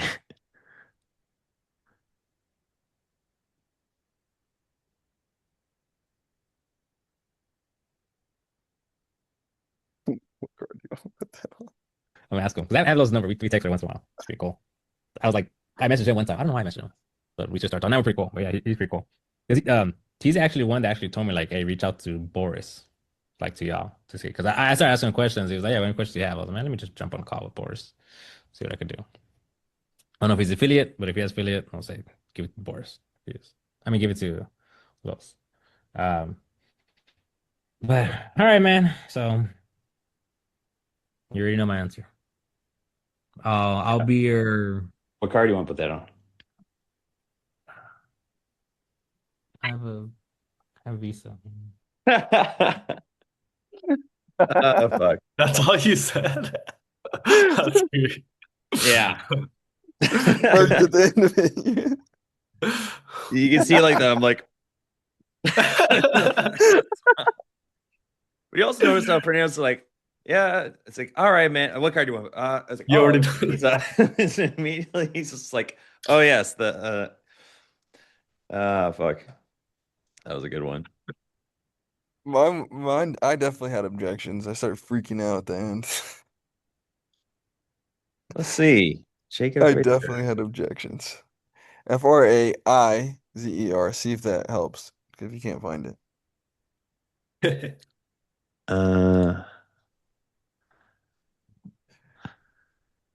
Jacob, perhaps. Jace Banks. Jace Chase Banks. Banks. That was my influencer name. I think Yeah. my Instagram was still Jace Banks at the time. Yeah. Chase Banks. Probably was, yeah. Because I didn't change it until after I talked to Boris. Where's our call? It's not in there. Ah, man. There's like a million calls in here.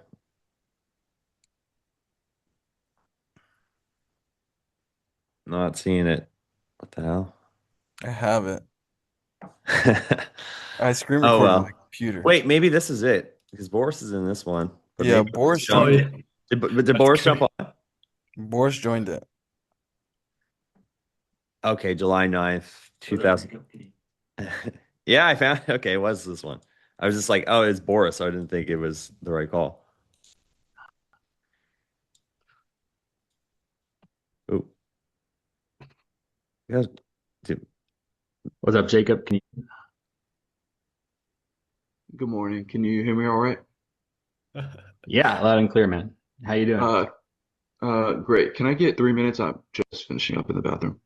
That's Dude, crazy. I'm This happy was for that. always in the restroom, bro. He's watching too. I just jumped off the I call. totally forgot about that. I totally Bro's forgot freaking about that. pooping right now? That's crazy. I totally forgot I did that. Oh, okay. I definitely was taking shit. You don't know how much times I've called him and I'm like, what are you doing? He's like, I'm in the restroom. I'm like, bro.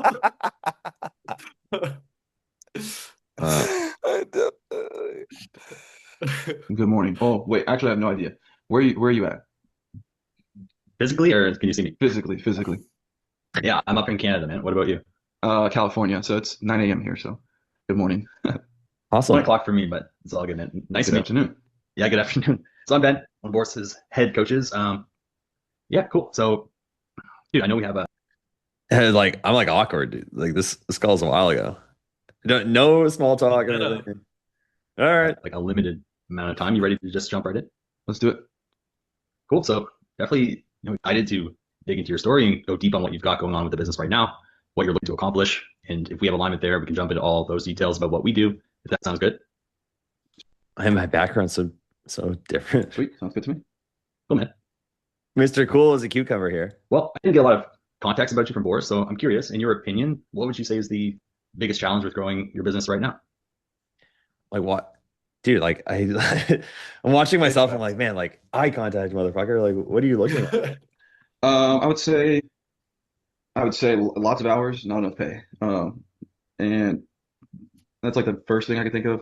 And then the second thing I think of is like client fulfillment. So a lot of the deals that I got into, like initially when I started the company, I signed in with like the intent of doing a lot of videos, so a lot of work, and that's been difficult trying to scale that. So yeah, obviously I've been looking into different solutions, and recently I've been pivoting from just straight up organic content to uh, paid media, and then I went into one of Boris's videos and signed up for a phone call, like pretty much right off the bat because I was just interested. Just interested, no big deal. Nothing too crazy going on. Okay, so we've been selling. Oh man, no. You know this is a while ago. I say we. I guess our time, where we're putting in a lot of work for not enough pay. You're trying to scale that up, but it's just difficult with the model that you have going. And so now that you're making the pivot, I guess you're trying to figure out how to make more per client for less, Yeah. less inputs. Yeah, I'm just trying to do it the most efficient way possible because I just started switching over to the paid media for clients. It's doing well, but I think it'd be better if some like right now I'm the only person doing it like anywhere near me, so there's not anybody I can like ask like, hey, am I doing this right? So I figured that would be helpful. Jacob is like, yeah, it's doing well, man. I'm like crushing It it. was not Guys, doing what well. part of California are you in? Fresno, so it's like in the Central Valley. Got it, Fresno. Okay, so we're just trying to figure out. The other thing with Renee, dude, when we had our call, he's like, yeah, like I know Jacob. And I was thinking you knew Jacob from Ohio the whole call.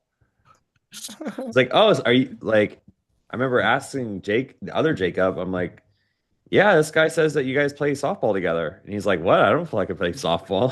I'm like, what? Oh shit. It's like I do magic. He's like, I don't he specifically said I don't play sports ball. I'm like, Sports ball. I'm like completely assuming and talking about the wrong Jacob. Are you doing it the best way to get results that your clients want? Is that what you mean? Yeah, pretty much. Is there anything you would add to that? I'm like, I remember that. I remember that so vividly, thinking like, because I would just let people off the hook all the time too, and I remember like also like you wouldn't let me off the hook with fucking vague answers. yeah. And you're like, Um, I'm like, anything else to add? Yeah, like- you're like give me like super short answers. yeah. what am I like? What else am I looking for currently, or like? No, I just want to make sure that I'm understanding you. Yeah, So- I mean that's essentially where I'm at. I just want to make sure I'm doing it efficiently, making sure that my prices are correct, making sure that like I know that there's levels to like scaling a business. So I just want to make sure that I'm on the right path is what I'm essentially what I'm going for right now. But I think switching over from organic to this method is definitely the way. Seems like it already so far. Yeah, I'm just starting there. Yeah. What were your prices before, and what are they now that you're doing paid? So it's been real weird, real weird. There's a whole bunch of different prices out there because Like, here we go. it kind of just depends. I did a lot of stuff for, like friends and family, but I started off like last year. So I'll say this: I started off as a full-time content creator. Like I was a YouTuber, TikToker for 6 straight years, and then He starts telling me like 6 year history. Always interesting when somebody starts telling you, so they have to go and like tell you all this stuff. Generally speaking, like when someone's like not making a ton of money, that they'll try to like sidetrack by going into the past a lot. Like, well, maybe I wasn't really clear with my question. Like, what do you charge right now? Okay, and how's that compared to before? Like, I don't even know why I asked that question, but I mean, I guess you brought it up. and last year I started the company, and I kind of was just doing it like one-off for like friends and stuff like that. My first like real client, don't make fun of me. I won't, bro. My first like real client, I was doing like a dispensary here in town. I should have been like, yeah, you fucking loser. I used to do like 30 short form videos for like I want to say like $3,500 a month, something insane. Which it was fine to do because it was like all right. Not even that bad. It's not that bad. It would have been like 30 for Nothing. $350, and I definitely would have. I did just one client and then my own social media, and I was making enough. Like it's just me. But trying to scale that is it's not possible. What's up, Pablo? So now like I have like the main thing I'm selling currently is it's $1,900. Okay. And what I'm doing is I'll You can see it's just a little while ago. It's background, dude. create four of your like mini ads is what I call them. Okay. And I also will set up your Facebook ads, and I'm guaranteeing like it depends on the niche of the client, but I'm guaranteeing at least like 10 leads in 30 days or something like that. So $1,900 for videos is where I'm currently at. I don't have any other packages that I'm trying to push at all. Just pushing that right now. And they cover the ad spend, I assume. They cover the ad spend. I tell them that they should spend at least $600 because I'm fairly new to the game, so I don't really want them to spend a bunch of money not, I don't know what I'm doing. Yeah. Uh, if I was like, obviously I was just like kind of getting into like the whole scriptless methodology, but now I would have like clocked that so quickly. I'm like, yeah, if I don't really know what I'm doing, I'm like, so what's really going on? Okay, so uh yeah. Okay. So it sounds like your level of maybe confidence in delivering the result they want is not as high as you'd like it to be. And me like being nice about it and really pulling my punches. Huh. I noticed that when you said I don't really know what I'm doing, you kind of laughed. Like I probably could have just said that. Yeah, dude, I'm just like I'm actually really doubting if my clients are gonna get results, if I'm gonna be able to scale this and da da da. Probably could have got to the point a lot quicker. Correct. I've only run ads for myself, and I did one campaign, spent $400. It did well. Okay. And I did a second Well, campaign for a new client. It's doing really well. So, but it's hard. Confidence comes from like doing things like well over time. It'd be arrogant of me to be like, oh yeah, I know I can do it, and I've never done that before. Yeah. So your campaign, you spent $400. You said it did well. I guess how many clients or leads did you get from that 400? I think I got like 40 leads. I didn't really know what to do with leads at that point. I ended up turning it into 2 clients, paid for itself. I didn't get anything that I wanted from it. Like I wanted to sell the package I'm doing now, but when I Yeah. started the ads, I was just kind of like throwing ads out there. like you see how like Jacob came on here like with a playing it cool, but like more and more like he's like, I actually really don't know what I'm doing. Yeah, it's actually not going that well. Yeah. I honestly thought I knew what I was doing until you started asking me questions, and I'm like thinking to myself, like, damn, I really don't know what I'm doing. Like, no, I don't know what I'm doing. Like, Yeah. I had no idea. One more time. Sorry, you said you're throwing ads Like up? I just put like You're throwing ads out there? Doesn't sound like a great strategy. a video out there, like, hey, we do social media services, but like the people that I was attracting, they didn't have a budget. Like their budget was like $500 a month, and I'm like, dude. So I ended up turning the ads off. But when I say I thought it was successful, it's because I'm like, okay, people actually. Now he's like backtracking. That's successful, but I actually didn't really get any good clients. So like they saw my ad. So that's why it's successful. I'm like, okay. Are seeing these people who are actually taking action. Just need to make sure that I'm hitting the right people for taking action. So I felt like it was a win in my book. I ended up like getting one client that sold like a one-off shoot for $500 for 3 hours. So it paid for all those ads. That's why I say it was a good, cool learning lesson. I got to pay, and it was free, in my opinion. So you got one client for one offshoot for $500. So you made, I guess, 100. And then you said you had 2 clients total. Was the other client the guy that you signed up for 1900? Yeah. Well, see, he's actually just a family friend, but I signed him up for 1900 because of my results on that campaign. What results? Okay. And how his results been? Like how many leads or? See, this is me. You talked earlier about pressure on, pressure off. Like I should not. I guess this was part of your pain point of like worrying about getting your clients better results, but still, like I probably could have just like this is, in my opinion, taking the pressure off you a lot. Or I would say it's pretty solid. It's been 14 days since we started running those ads. I would say so. He's gotten 41 different leads in 14 days. He's a pitching coach here in town. Okay. Interesting. The cost per lead is like extremely low because I really do feel like there's not very much competition, especially in like the baseball field here. So like having like a good video in general probably helped him out a lot. He's having a hard time converting them because, like I said, he's a baseball guy, but he's a family friend, so me and him talk like pretty much every day. Like here's some different tips that I'm doing. I don't know what I'm doing. I'm not a sales guy either, but I know like there's some things that you're supposed to be doing. So we've been working hand in hand on it. I'm assuming that's not what I'm going to do with a lot of my clients moving forward, but like I said, I've known him for a very long time. Okay, makes sense. So some of the things that we need to work on are number one, Keep saying we. God damn it. sales skills, converting the leads for yourself. Ideally, finding maybe clients that can already do that. Right. Number two, making sure that we're able to consistently generate results for any of the clients that we work with. So annoying. I'm getting pissed here at myself. Number three, Do not say we. It's not we. It's you. It's you. It's you. It's always you. looking at our price, is 1900 for what we're doing, like, is that the best offer? Is that the most efficient way to do it? Is that the most you can make from that? And then let's see if there's anything else.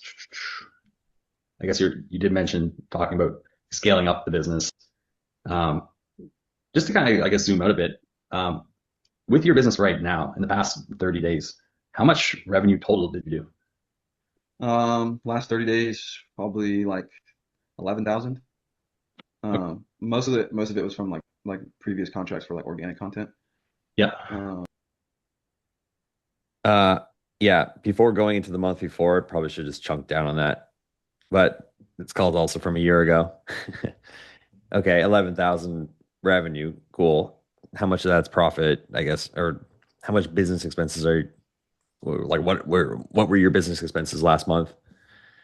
Uh, okay, got it. Blah blah blah.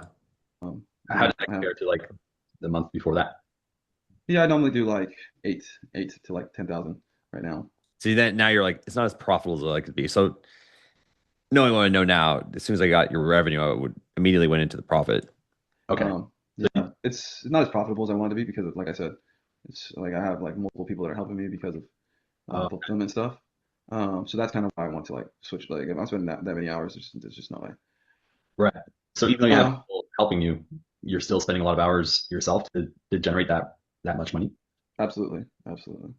But Right now I'm working 7 days a week. 6 of them I'm working full shifts. Like on Sundays I work a couple hours a day. okay. I think Saturdays I work like half days, but Monday through Friday I'm working like 10, 11 hours every day. Okay. Wow.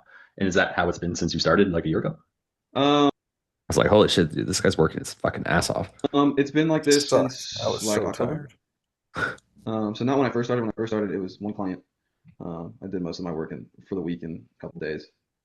Gotcha. And You said it's not very as profitable as you'd like it to be. Of that, let's say 11K, like what do you actually pay yourself? I actually The laugh. You're like, oh, Yeah. fuck. I I also jumped right from revenue just to how much you pay yourself, which is interesting. necessarily pay myself. I just kind of just use it for expenses. Oh, But I haven't really been able to take like any money out and like be able to like do something with it other than like pretty much everything I do is business related. Otherwise, I don't really get to do too much. Um, oh, so I have like some side gigs that I used to pay myself that are completely like not for this business. That's pretty much Like, so you're working for free, probably is what I should have said. Yep. So you're working 10, 11 hours, 6 days a week. What is that, like 60, 70 hours a week, maybe more, Nothing. 240 hours a month, let's just say on average, and you're not paying yourself. Yeah. I mean, wow. How long has that been going on for? Long time. Okay. much how I'm getting by outside of like business stuff. okay. Got it. So even though you're working 7 days a week, full shifts most of those days, or not paying yourself anything, so you have to take on side gigs to cover your. Yeah. Okay, gotcha, dude. I mean, what are your base expenses? Like, how much are you paying on average per month to live? Yeah, right now I'm staying at my parents' house.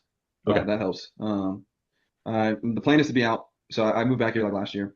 Mhm. I was paying a few grand a month in rent. My pops is trying to help me out right now so I can get out of the house by the end of the year. Oh, we should have asked right then and there. So what's going on? Why at the end of the year do you have to get out? It didn't come out until the end, dude. So there's that. Living expenses probably like all in like $1,500. Car, food, and whatever else. I don't really do too much. See, I skipped profit. I was just like, how much of that is profit right now? Oh, it's yeah. Oh, we got You'll something in see. chat. Yes. You'll Yeah. see. Yeah. Why did you want to move out by the end? Knowing what I know now, that was probably a good thing to ask. Yeah, I mean, it sounds like kind of spending most of our time working. So for you, like, what really caused you to want to go? I mean, given the fact that you've been working 9 months, 7 days a week, not paying yourself, was there something that happened recently for you to go, okay, like something's not working here, maybe it's time to make a change? Like, what happened? There was no like event. Like I knew. Bullshit. I feel like that should have been the time for me to say it. Yeah. Like that was like the perfect time for me to answer. Yeah. I mean, also knowing now, like, okay, so you want to move out by the end of the year. Any particular reason why? Oh yeah, my girlfriend's pregnant. She's due in December. Like I knew a while back. I just didn't know what to do. Like I said, I don't have any peers that usually like in a lot of things. I just ask people like my father or friends that are like relatives that know something, but I don't really have anybody in the space that could be like, hey, you should probably start trying this. So I've known like, there's people doing this without having to work so much and actually make a profit. But I also told myself like, I think it's okay for a little bit to be in this. Hold on, someone's like, I think it's okay to be in this like I think I called you out on this, or like we spoke about this. work a lot phase while I'm learning. Damn, where does this noise come from? Okay, found it. Yeah, while I'm learning, all like the different nuances. I always felt like it'd been weird to go straight off the bat, like day one, let me just start charging $10,000 packages, even though, like I said, even though I don't really necessarily know what I'm doing for certain things. I do know how to make a good video. That's what I know for a fact. Like I'm the most confident in making videos. I've done thousands of videos. I've done over a billion organic views because I've done just so much. But like working with clients, Yeah, but you're not paying yourself. it's only been since I've told you. What made you go from being a content creator to working with clients? I was making like $4,000 a month, 4 or 5 grand a month as a content creator, which is cool. But I just Were you paying yourself? felt like there's just more out there, you know. Mm. Like being a content creator was cool. I think the biggest issue that I had with my like YouTube and TikTok careers, I never picked a niche. So it was hard for me to like secure like consistent brand deals or sell anything. If you look at like all the biggest like content creators with like money wise, they all have something that they're selling or they have brand deals that are made in. It's not through like AdSense, it's not through like TikTok creator program, which it will keep pay you enough to like stay afloat, but you'll never like, you know what I'm saying? Like, Enough to stay afloat. It's like it sounds like it's not what you want. yeah, I'm not. That's not. Yeah, that's not necessarily what I was looking for. So Okay. So you knew that. How was there a reason why you chose not to niche down and create an offer to sell? Or well, like I don't know. I feel like a sellout. I just didn't really want to do it on my account. So I figured I don't know. And I just rather do it for other people. I actually just like I spent a lot of time, like 3 years, just like in my bedroom making videos by myself, and like I didn't really, I don't think it was very good for me. So I kind of just wanted to like do it with other people, help other people. Like I really do enjoy the job that I do now Yeah. when it comes to like going around clients, shooting the videos with them, talking to them, seeing how they're thriving. I think down the road, I mean for sure be using the audience I have, or like it's been like sitting there waiting for me to come back. But it's just not there yet. So it sounds like you're in this mode where you feel like because you have to like pay your dues and learn, it's kind of like making you not happy about the fact that you're not profitable, but kind of comfortable. Should you say that's accurate? Yeah, it's accurate. Well, dude, like how long do you feel like someone should have to, pay their dues before they should I think it's for me. I'm cool with it. I'm good now. But I don't know. I think that's something like you should see some sort of.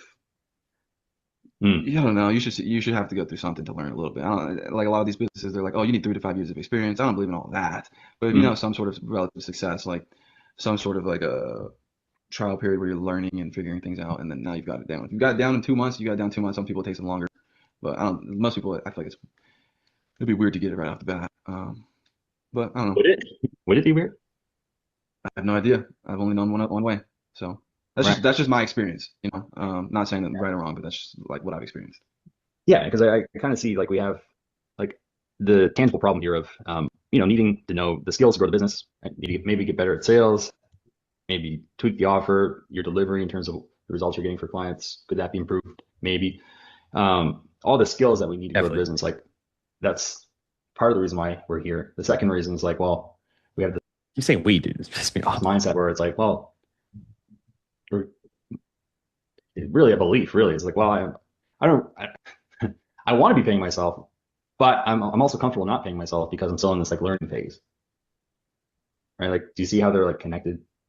Yeah. Is he hiding? So I guess why, if you are you no longer willing to be in the learning phase and actually start profiting from the business?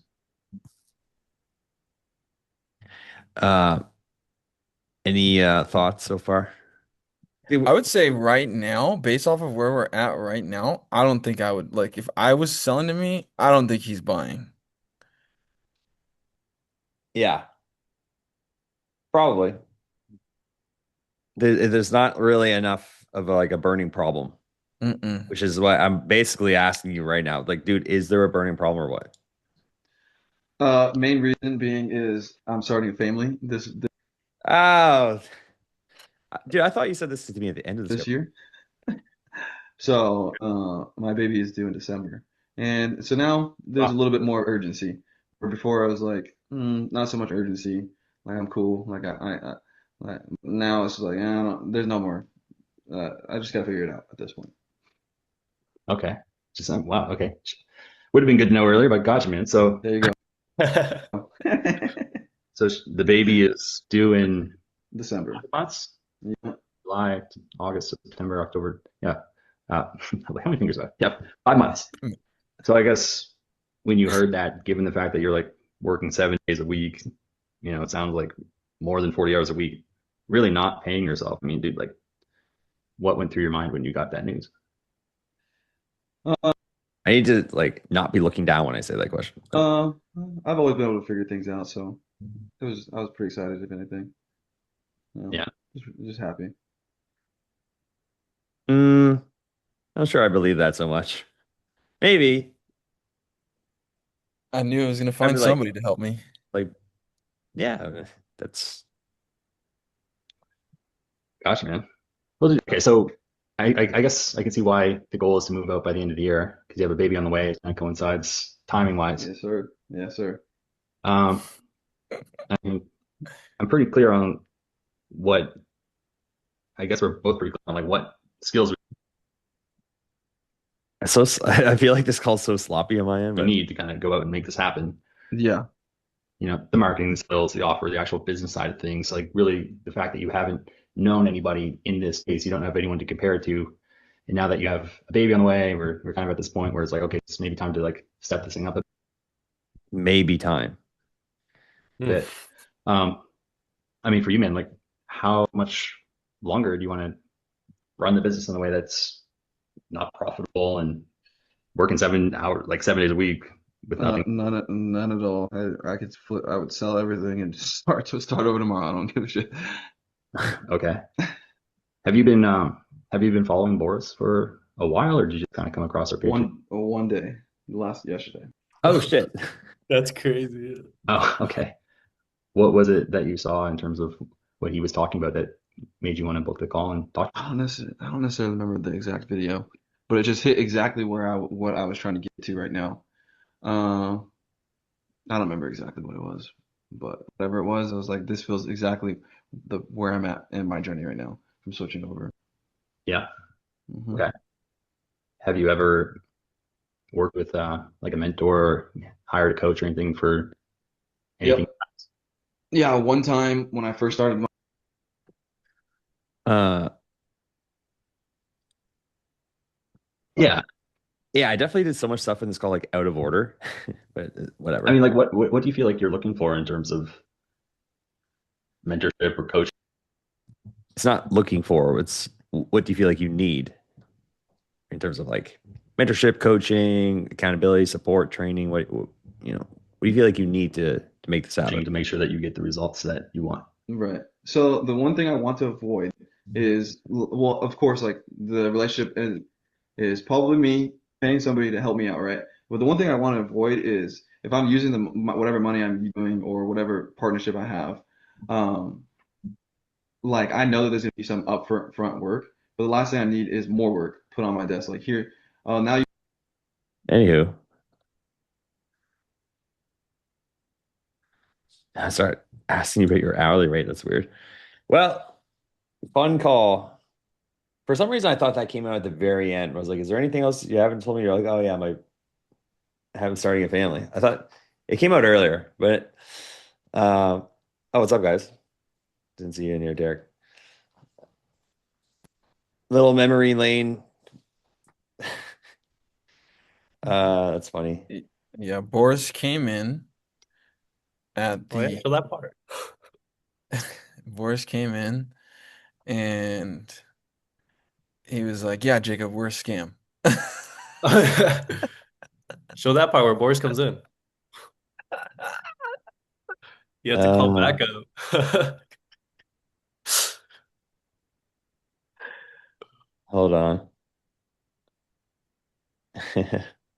But I kind of see, I mean, you saw one ad, hopped on a call, and then all of a sudden, what was it, 12K? I was Guys, so full transparency, I've been watching other people's ads on the same shit for months, but Yeah. none of them were like speaking to me. And then the one I saw was like, this one is exactly me. I don't know Yeah. why, but then I watched. Funny how that works. I've been Yep. burned in the past for I did You got burnt before. a deal like 2 years ago, $20,000. 20 grand. The agreement was shit, right? But I trusted the guy because like that's just what it came down to. How are you? Hey, dude, we're just Jacob is having some, I guess, hesitations because we're in the past just found out about us. We don't know if we're legit. I mean, trying to like look at the guarantee. There's like, hey, the contract, there's no guarantees for 3 months. So I mean, dude, we're just trying to come to terms with. Jacob, we're a scam, bro. No, I'm kidding. So, dude, I've been burned before. I've spent $300,000 in programs. I still get nervous. Yesterday, I bet on myself and spent $60K on a program with Joel Kaplan. I know what it's like to bet on yourself, and I know what it's like to be burned. I've been in so many programs where I've like they just kind of throw you in a group, and you're like, show up, right? And it's like, and it sucks. And so we built the opposite of that because I'm like, yeah, dude, I never want to be in that kind of environment again. And so, Jacob, I wanted to hop on here and see what questions you had for me, and see if there's anything I can help you clarify or help out with or anything like that. I mean, my only thing that I was just like, I have no qualms about the group working or everything that like Ben talked about. The only thing that like I came up with is literally just I didn't know that there wasn't a guarantee for the 3 months. That's the only thing that I said.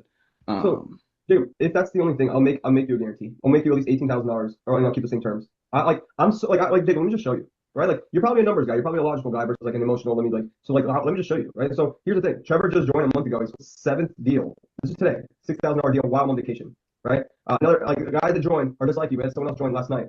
Shout out to Ben who teaches sales. Everyone loves Ben. Like look at this. Shout out, just watch my first ad. Everyone goes in and comments and hypes you up. A 6K flooring company. PIF. Josh joined a month and a half ago. So they all have the same limiting beliefs and same mindset of, I don't know if this is going to work. Natalie, 10,000 paid full. This is yesterday. Bro, like you think you were bad, dude? Like Jacob and I were on a call for 3 hours, and it's kind of was like, No way. oh yeah. Oh Don't show my him this. He'd probably tell you the same. He's like, I was terrified, man. Yesterday, today. He started like, I definitely got super scared at the end. bro, he started like vaping like super, super hard. You started vaping? It's like you gotta chill. It's like chill. Every day, if I look on here, paying pools. We have this incredible group of people we're working with every day, man. Paying pools, 2K deal, every 6K deal, and it's different people. And the point is, all these are different people. And I want you to also know that this is not just a group thing. Like, look, you will have access to me one-on-one. You get onboarded by me one-on-one. I literally go and create your offer, I script your ad, and if you're like, man, Boris, I need a guarantee, I'll happily make you an $18,000 guarantee. So you double your money, and if you don't hit that, then I'll send you $3,000 and give you your money back. But like, a pretty crazy guarantee, to be honest. But you also have to show up, Jacob. You also have to show up. Yeah, absolutely. Yeah, I'm more than comfortable with like showing up and doing more than whatever you're saying. So, Bro, I completely forgot that you had any objections and that you asked for a guarantee and any of the stuff. I don't know. I just wanted to feel comfortable. It's a lot of money. It is. Well, bro, like growth happens outside of your comfort zone. It is. And the best part is we can help you get in for $0 down, which is the cool part. Most likely, Yeah. right? I'm not exactly sure how much what's it called? Anywho, There it is. sounds like you're like, all right, fuck it. Yep. We were just scrolling down memory lane here. There it is. There's the paid in full. I think I did 7K Affirm, 2K Klarna. Paid it 60 days after. There you go. That's what's up. And here you are now. A couple, almost 200K later. Yep. Yes. Today I just did a 18K deal. But that was a referral. No, there was no sales at all. There's none at all. Like my dad's friend, he runs a medical clinic. That's crazy. That's awesome. It's pretty insane. Yeah. So does anyone have any sales questions or things you guys want to jam on still?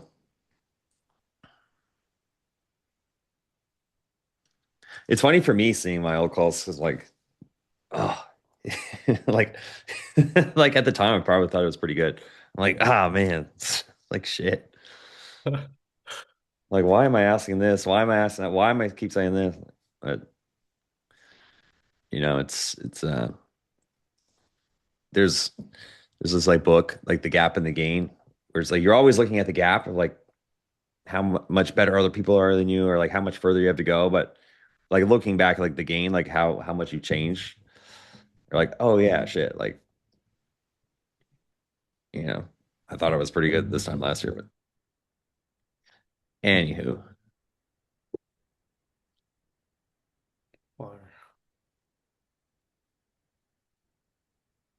Pablo, you there? Heard you started working with David, which is cool.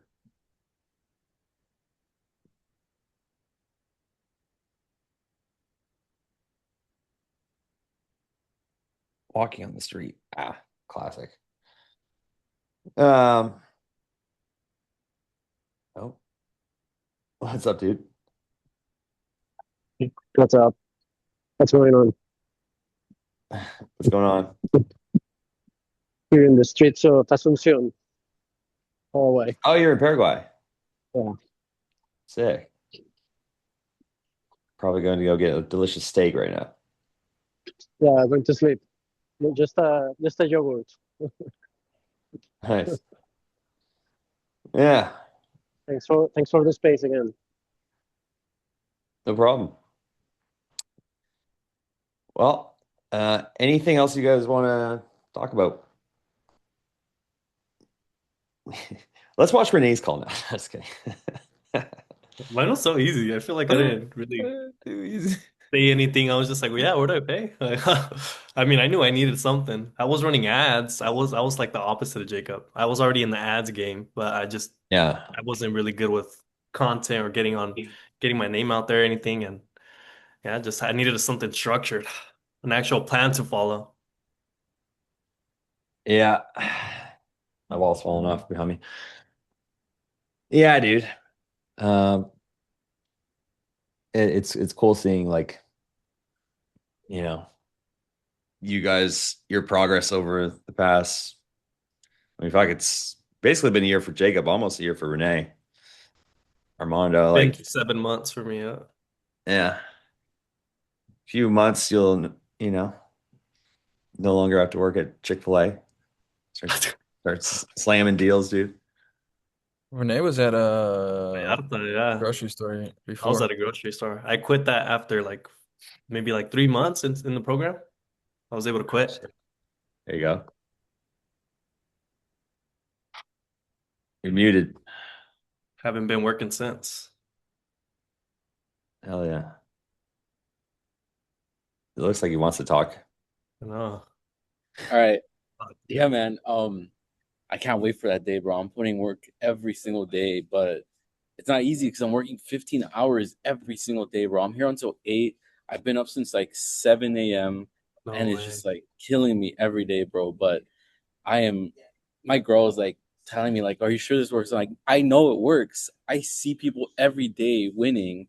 It's just a matter of time. That's all it is. There's me right here in the future, and there's me right now. I just gotta bridge the gap. That's all it is. But man, you don't know. I am like so passionate about this right now. So it's gonna come. How long have you been in the program? Yeah.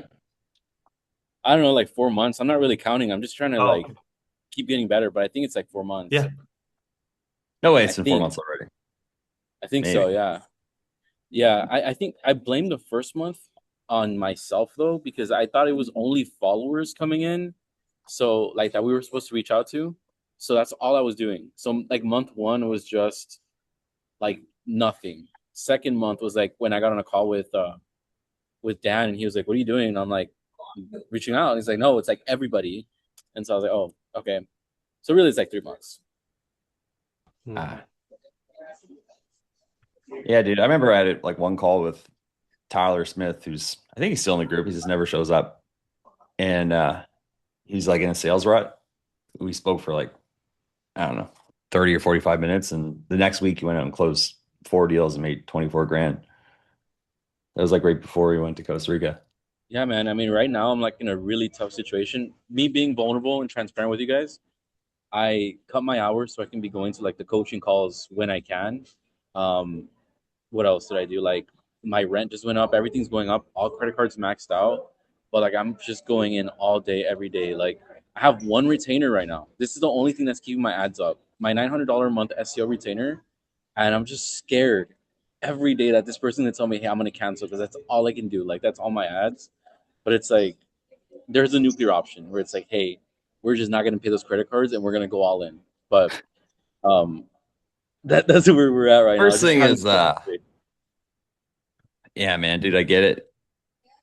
I mean, you can really only focus on one thing at a time, right? So like you're either going to focus on what you don't want to happen or what you want to happen.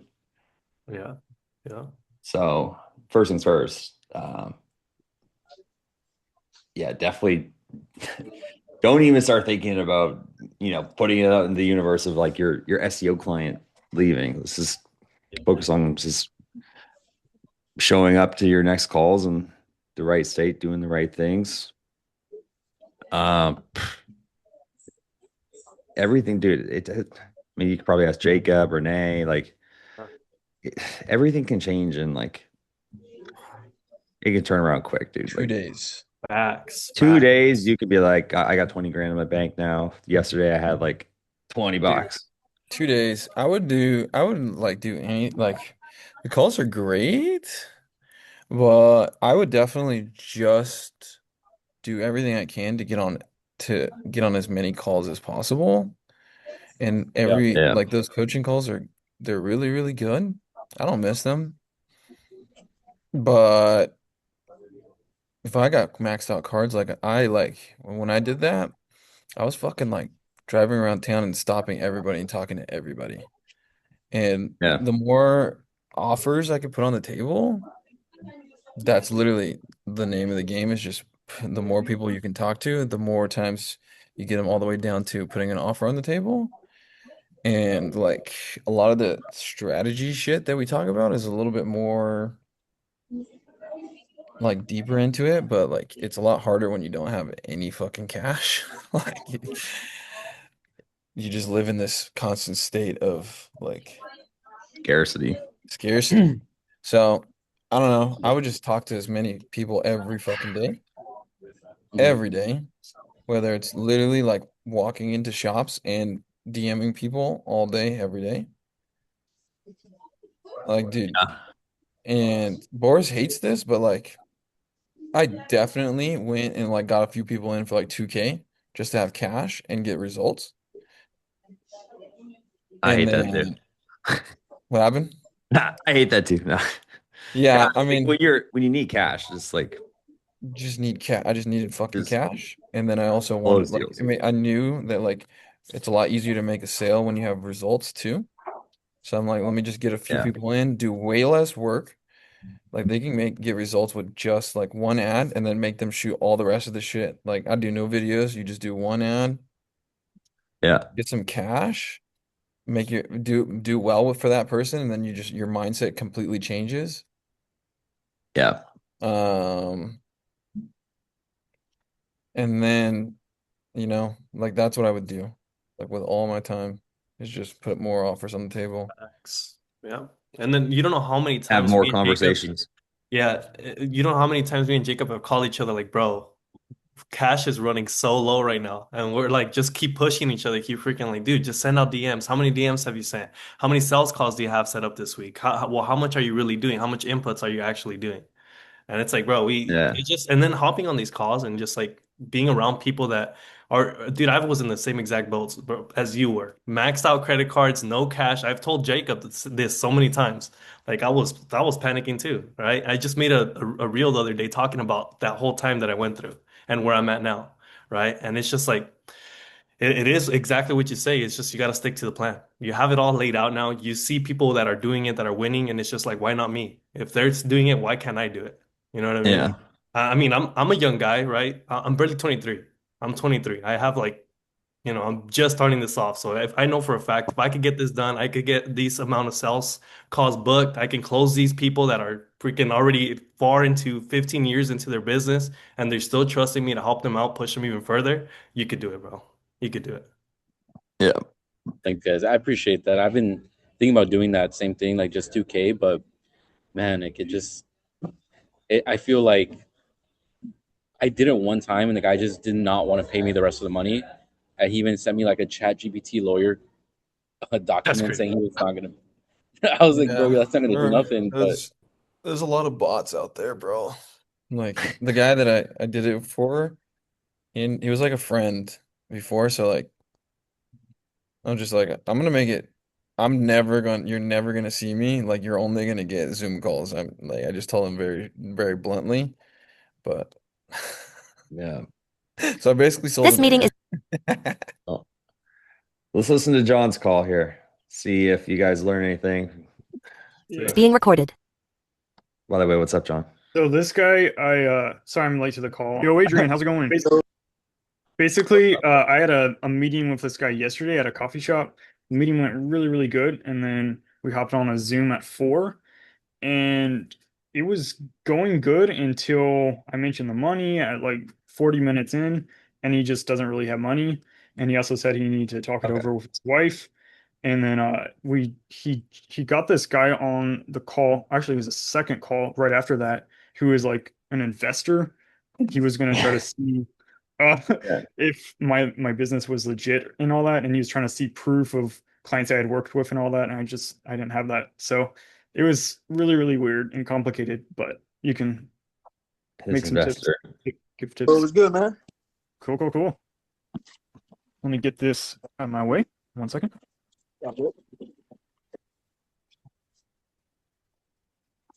My bad, bro. I turn my camera on when I get done eating. I'm sorry? I said I turn my camera on when I get done eating. Okay. Already off to an interesting start. Cool, cool, cool. So yeah, we have a lot to discuss today, obviously, and we had a great meeting yesterday. But just want to ask you a few questions, of course, as we do the meeting. So, how was your day today? And it was good, bro. I had just one detail. Rainy day, so you know it didn't last too long. Okay. So he's a car detailer. Yo. Is it? Hey man, do you want to like reschedule this call for when you're not eating? Is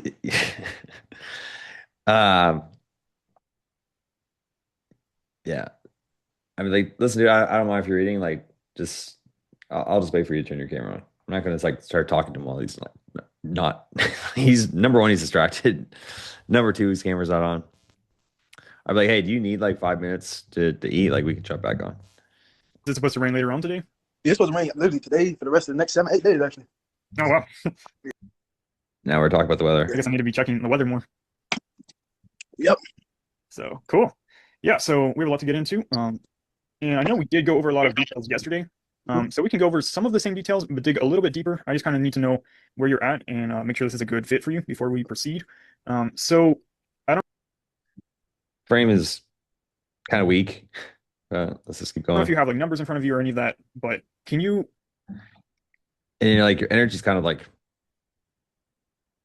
of veering on like the awkward side, just or like the nervous side. You know, like there's like a kind of almost like a nervous slash shyness or awkwardness about you. I'm not sure.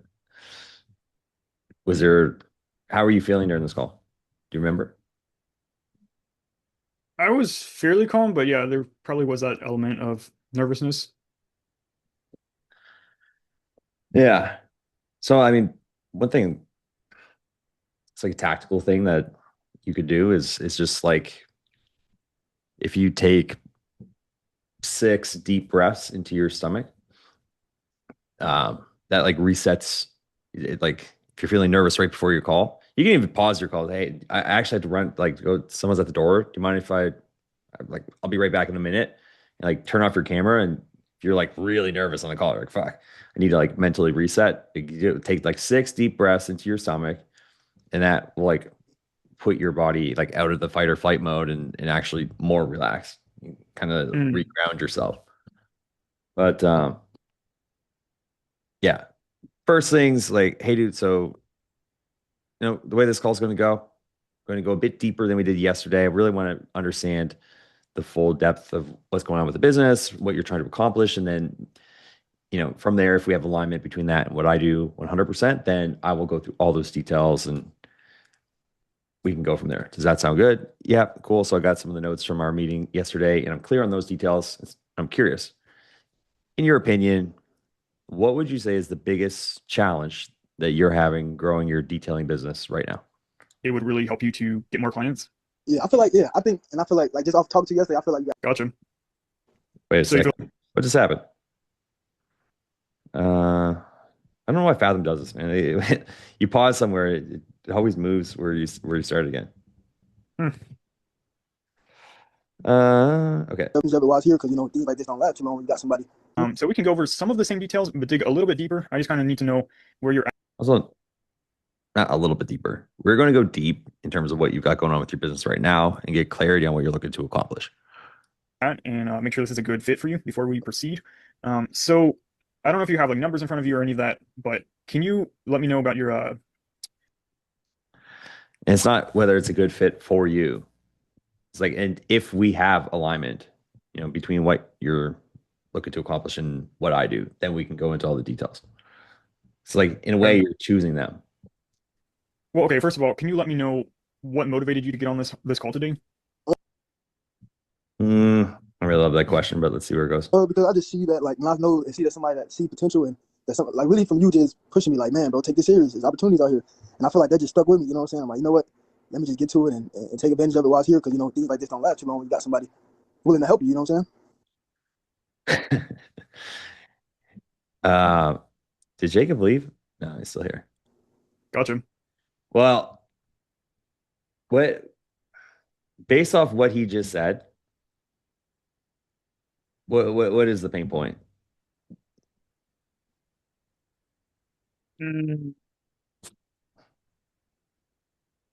He didn't I really don't remember the exact words he said, but it wasn't very strong. Like it wasn't like a firm reason. Yeah, he didn't really give you anything. Yeah. So maybe like the only thing that I could really pick out is like he's saying there's opportunities out here. So like, okay, so are you saying that you're missing out on opportunities to grow your business, or like what exactly is the main challenge with growing your business right now? I always want to add like not what motivated you to jump on a call with me. Like, so in your opinion, what is the biggest challenge that you're having growing your detailing business right now? This is a really all over the place answer. He just said a bunch of stuff without really saying anything. Gotcha. So you feel like if you have the right strategy, it would really help you to. He definitely did not say that like whatsoever. This is you putting words in his mouth. But let's just see what he says. Yeah, I feel like, I feel like just off talking to you yesterday, I feel like you actually really helped me grow my business and make a bigger difference than what I got now. Okay. Where are you at now? Yeah. And, so we can look. It's like, what do you mean by a bigger difference? Where are you now? Okay, so let's actually do this. Like a little exercise for you guys. So, like, somebody just said, I'm going to copy his exact words. Get rid of that. He said, let me actually copy it. Where'd it go?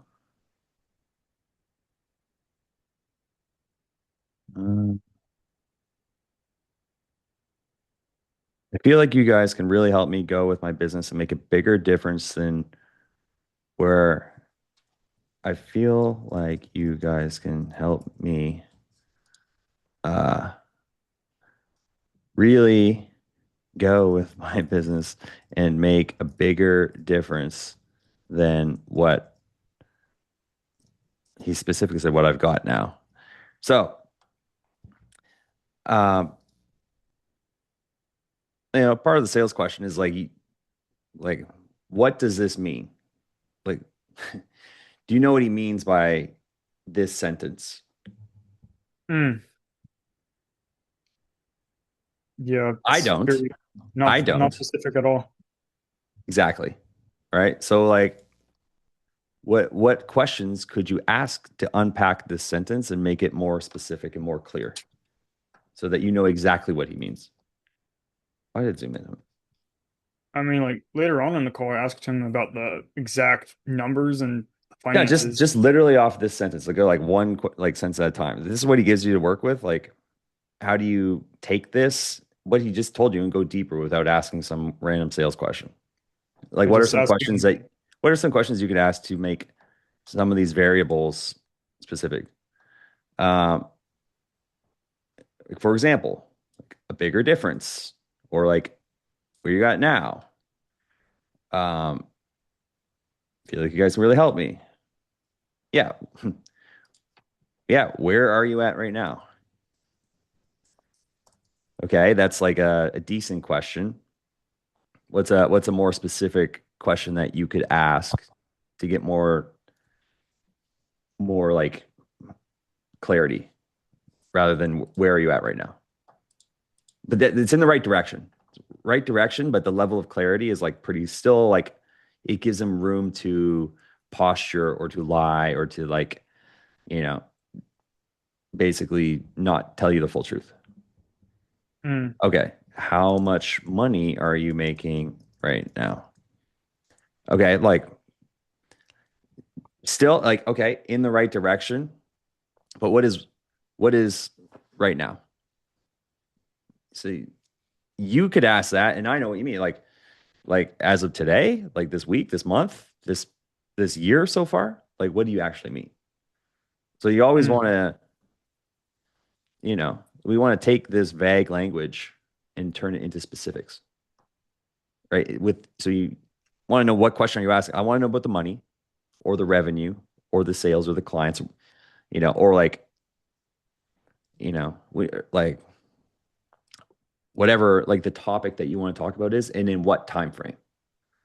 So like how much money are you making right now? What I would say is like, okay, so you said, okay, so you said you want to make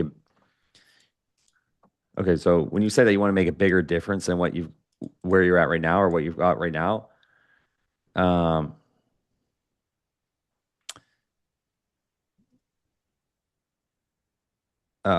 let's say in the last month, how much, you can say revenue or money, how much revenue did your business, not the business, generate? Or how much money did you make in the last, like this month? See what I mean? Like a tighter time frame. We want to like get more specifics. Okay. Yeah. What's another one? Make a bigger difference. Like what do you mean by that? Bigger than what? Like what's exactly are you talking about? So like anyway, that if this is like version 1 of the sentence, like after you ask a few questions, like version 2 with full clarity might be like something like this. I feel like you can help me uh double my business from, let's say, 7K per month to 14K. uh by helping me market myself on Instagram or some shit. Or anyway, we can go back to this thing.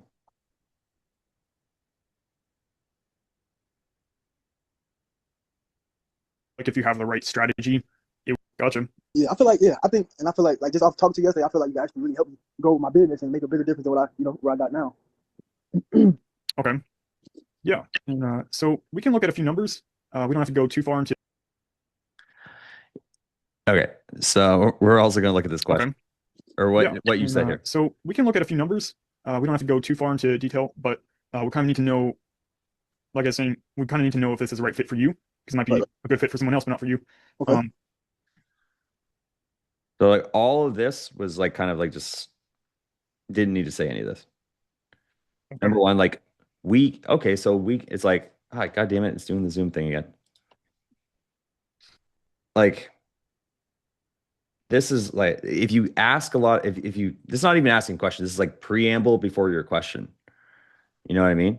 If you have a lot of this in your sales call, it makes your calls go way longer. It's harder to follow what you're trying to ask them versus just asking them what you want to know. So like, what's this? So if we can look at your weekly numbers and your monthly numbers. It's like you're like asking permission to just ask the question versus, you don't have to. You don't have to do that. Okay, got it. So you said that you wanted something about making a bigger difference than where you're at right now. When you say where you're at right now, like how much revenue did the business generate this week? How many sales did you make this week? Or how much money did you make this week? Okay. How about this month? Okay. How's that compared to last month, the month before? Okay. And so you made X this month, this month. Okay. So it's whatever. It's growing. Cool. Of that 6,000 you made this much, how much of that is profit? How much did you pay yourself? Okay. You made this much. Got it. How much are your monthly living expenses? Okay. Got it. Interesting. So you're profiting $1,000 a month from the business. Yeah. Okay. And so the other thing is he also didn't really tell you a problem because you didn't really ask him about it. But like in general, you want to ask like what is the biggest challenge with growing your business right now so that you have a frame to talk about? Because what is the frame? Like you're just going to start asking random numbers and probably going to get lost in the sauce because like we don't really have a direction for the call. Everything's just super vague. It's like, well, let me just start data gathering random stuff. It's like, well, I mean, it's kind of like you're just going to start digging to dig. It's like, well, we don't really know what the problem is. We don't really know where to dig yet, which is why you just, again, like if you say, what motivated you to jump on a call with me? I'm like, okay. If he doesn't really give you a good answer, I'm like, okay, got it. So maybe I missed it, but like in your opinion, what is the biggest challenge that you're having growing the business right now?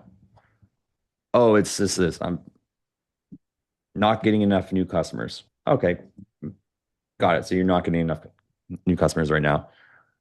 So like, we have a direction to take the call. Yeah. Okay. Okay. So if we can look Also like, so if we can look at your numbers, like we're not asking permission. We're just ask the question. You don't need to, to preface or so Okay. So over the previous month, just off the top of my head, I probably made about. Yeah, I think I had a pretty good month this month. I'm gonna because honestly, I don't got no structure. I don't even add up how much I make weekly, monthly. I haven't even set I even took it that further. I just get paid. I just been getting the money and just living my life and take care of the expenses I got. I haven't actually sat down look, I made this much this week. I would just go off how much I make a day. I ain't gonna lie. How much did you make yesterday? For the past month, you can say anywhere from under 3,000 a month. But what's going on with this guy's audio? Weekly, I'm looking probably about anywhere from 500,000 to 1,000 a week for sure. What? Okay. So he doesn't track his numbers. He thinks it's over 3,000 for the past month. But weekly, he's making 5 to 10. What's he talking about? I ain't gonna lie, for the past month, you can say anywhere from under 3,000 a month. Yeah. So I can say about 3,000, no more than 3,000 a month, and about 500 to 1,000 a week. Okay. Those numbers don't make sense. Okay. But I have to break it down and probably go through like all my transactions and see. And it's crazy because some transactions like be all over the place, so I can't go back because I don't have. Yeah, I mean, like, yeah, you didn't track anything. So this guy, like, if we're gonna like thinking ahead, like this guy seems all over the place, and therefore his business, like, he is all over the place. And guess what? So is his business. So, like, we're gonna start tying him down. Like, dude, I mean, sounds like part of the reason why you, like, can I just share an observation? Yeah. So, like, what I'm hearing is that you're not really tracking your numbers. Your numbers are all over the place. I mean, it sounds like that way of operating the business, like just being all over the place is what you've been doing. Do you feel like that's part of the reason why you haven't been able to grow it at the rate you want? Why maybe you haven't been focusing on marketing? It's just because you've been kind of scattered. Oh yeah. Okay. Well, why have you been? Why if you do you need to change that?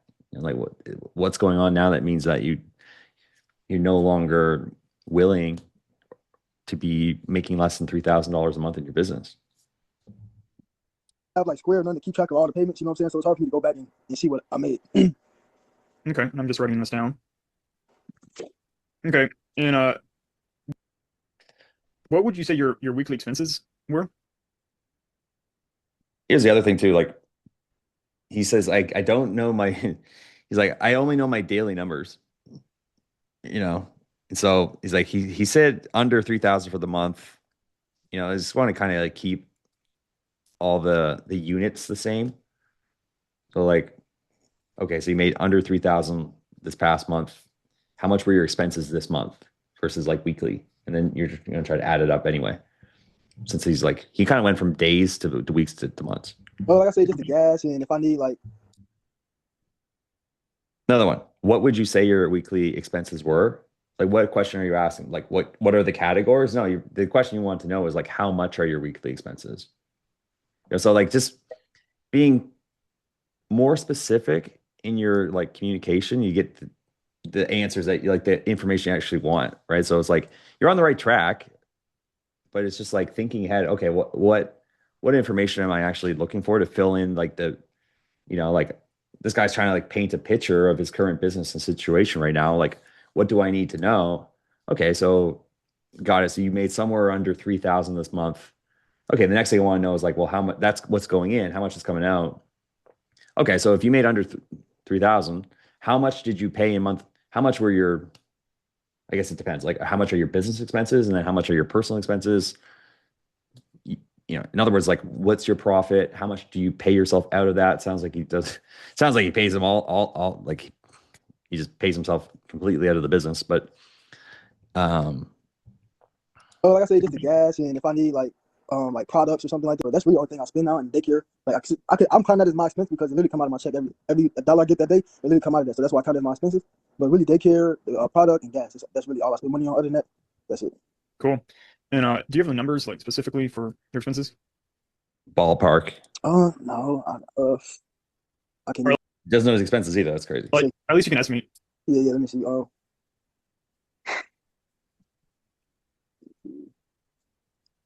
gonna be realistically, so that's 1,200. The products, since I just bulk product, I only get product here and there. So with that, you could probably say about 200 a month. So you could put me in at anywhere from 1,500 to 1,800 on expenses. Okay. 1,500 to 1,800. All right. And so, what is your take home? You said 3. Yep. So yeah. Got it. So you're making somewhere under 3,000. Your bills are around 1,500 to 1,800. Just meet in the middle and say 1,650 or 1,700, whatever. How much do you have left over? And it's like another way to do it. Like, so you have somewhere, I guess, around 1,000 left over. Is that correct? Is that how much you had left over this month?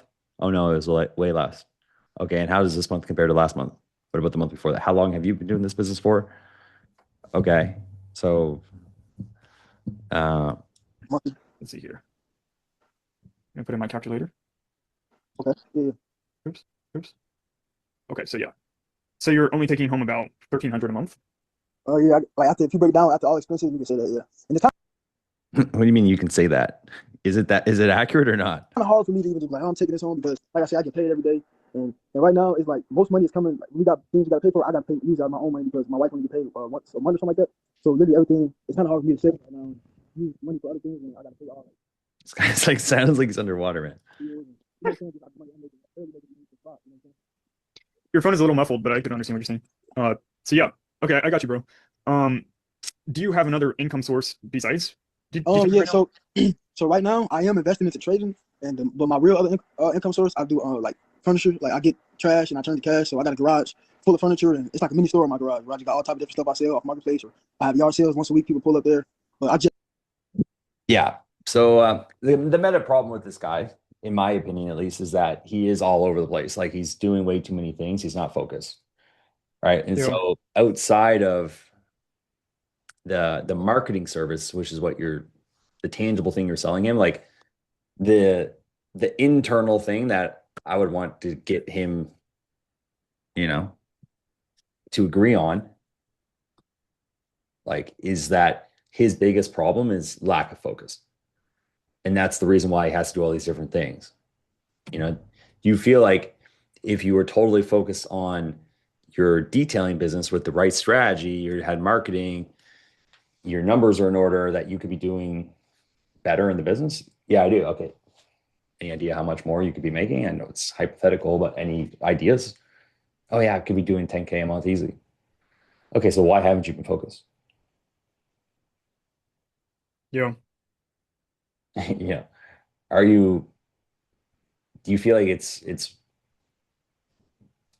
possible to get the business to 10K per month the way that you're operating the business now?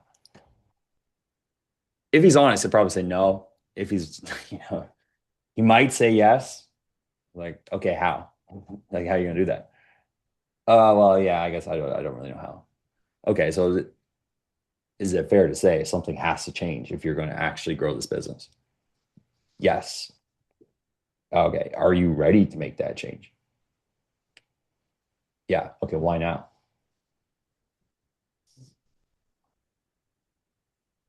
And then I probably also want another objection that this guy has is he's doing, I mean, he's doing trading. He has flipping furniture. So I probably want to get into the numbers of that. How much money are those things making you? Why not just double down on trading? Why not just flip more furniture? Like what? Why, if you do you want to scale the detailing business, you know, compared to these other ones? Or like, how is he thinking about doing all these things? Is he like one of these guys who's like, I need like 15 sources of income to like get to 7 figures? Might have to, like, that might be his problem, which is probably the root cause of why he's all over the place. Maybe. Just started that like 2 weeks ago, so. Okay. Cool. How much has that brought in so far? He had to be specific. He said 2 things. Like, how much have you made from trading? How much have you profited from trading this month? And what about the furniture? How many, whatever. So far, like that only brought me the past 2 weeks. I only probably made like $300 to be honest with you. I sold 2 dresses for $100, but I ain't really made too much money off that. Like I said, just a little side hustle. Cool. And are you looking to do that more or less? I mean, if I can get my business to get where I want it to be, I don't mind doing that less. Like that ain't nothing I'm really taking serious. You know what I'm saying? Like it's just something like if I'm riding around, I see someone on the side of the road, I pick it up, or but it ain't. Not taking it serious. If I can get my business to where I want it to be, I don't mind doing that less. It's not something I'm doing serious. How serious are you taking your detailing business?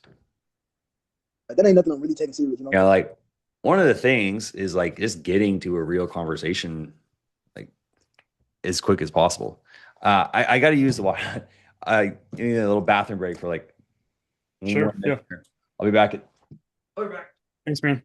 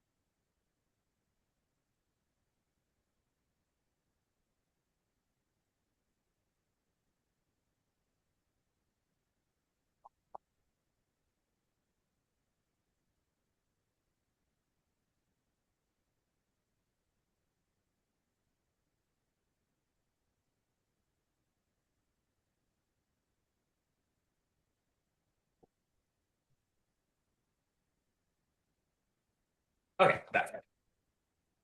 Too much fluids.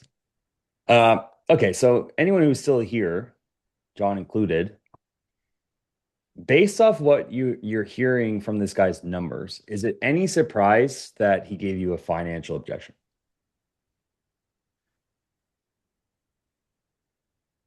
Is there any part of you that's like, I think this guy's broke, like around this part of the call? Like, does this guy actually have money? Were you thinking that at all? I realized that earlier on, not even, it was like probably on the intro call when I realized that. I don't know his exact resources because we didn't go into that. on the intro call or at the coffee meeting, but I could tell that he was just a startup. He was kind of all over the place. Sounded like he was being kind of dishonest, and he was broke. Mm.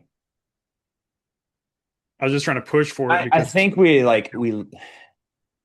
is he dishonest? Like it's I would say like if you asked him more specific questions, you would have gotten that information. He's probably not purposely being dishonest, probably just I don't know.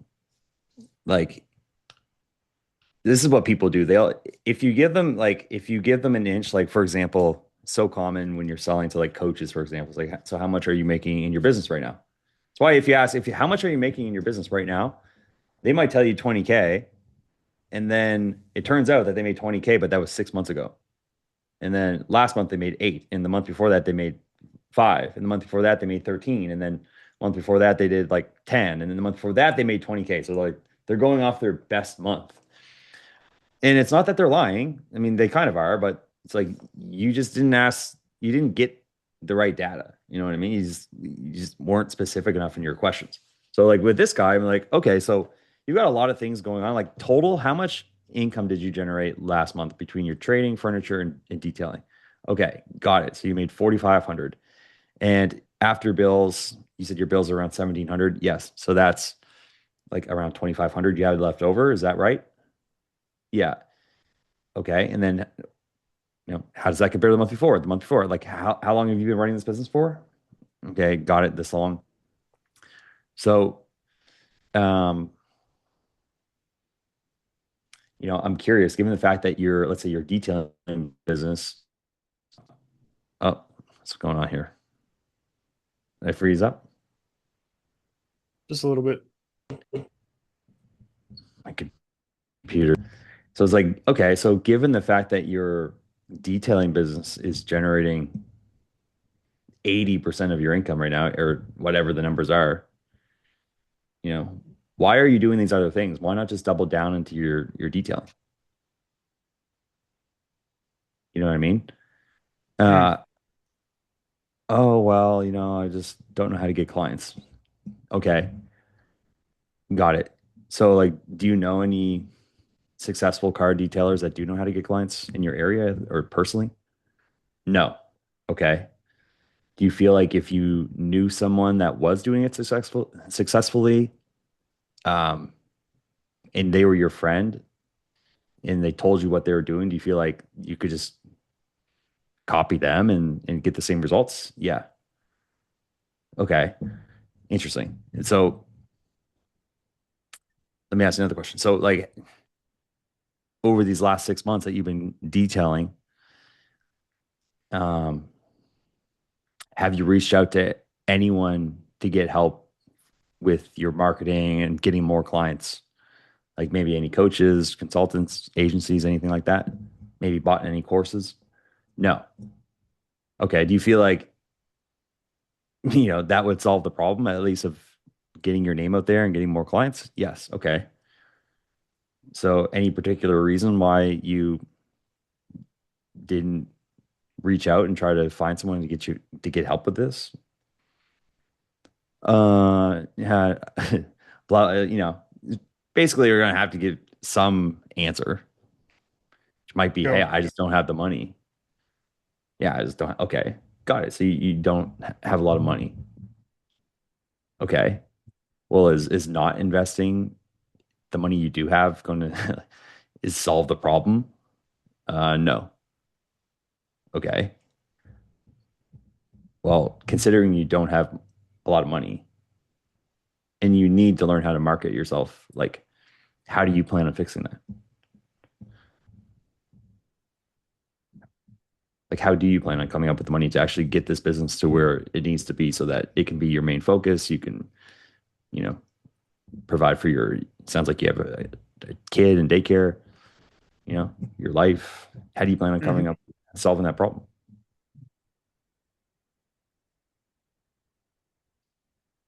Yeah. After this call, like I said earlier, he had I think it was his uncle or someone get on board on another Zoom, Mm. and they just kind of started roasting me about like numbers and all that. But it turns out this other guy had a marketing service, and he had pitched this guy Adrian before, but I guess the price was just too high. It was like 3 to 5 thousand per month, and Adrian couldn't pay for that. And of course, I knew he was broke already, but hearing that, I was like, okay, all right. And then, yeah, so that second Yeah. call went really, Well, how really much bad. does he have to put into his business? How much does he have? Yeah. Like how much do you have available that you can invest into your business to start growing it? Like, do you have cash on hand? Do you have any credit? Do you have anything you can sell? Like, how much can you come up with? Yeah, he said he had $500 that he could put down today. But when I pressed him on that, on doing that today, he said he didn't want to do it today because he had to think about it and he had to talk to his wife and just like sit on it for a couple weeks, and he didn't want to get on a payment plan because his credit is screwed and all Yeah. kinds of. Okay. But like how is that any different than what he's been doing? You know what I mean? It's like, okay, so you need to sit on it and talk to your wife and think about it. Isn't that what you've been doing? Like, how is that a different, that's not a different strategy than what you've been doing so far, which hasn't worked. So like, what's the real issue? Is it that you don't have the money? Oh, okay. You don't have the money. I mean, so you don't have to think about it. You just don't have the money right now. That's, I mean, like, Yeah. at least let's make sure that we're being honest with ourselves.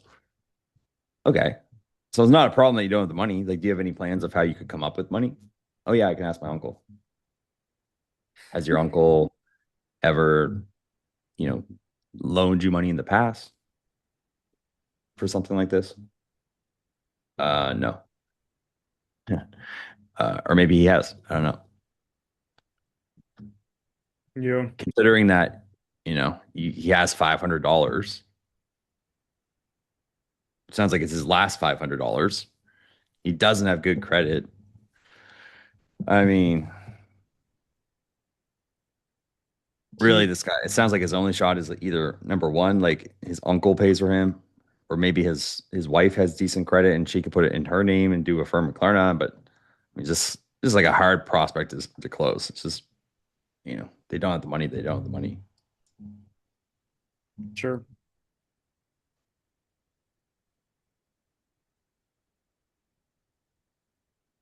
But yeah, I mean, the other thing is, it's just you probably could have got all this information and in your initial intro call and would have saved you, having to meet him and then do another call and just kind of like a big, just Yeah, I was just trying to push really waste of hard for this time. one because it would have been my first deal and all that. But yeah, I get it. If you can't pay, you can't pay. Yeah. Yeah. I mean,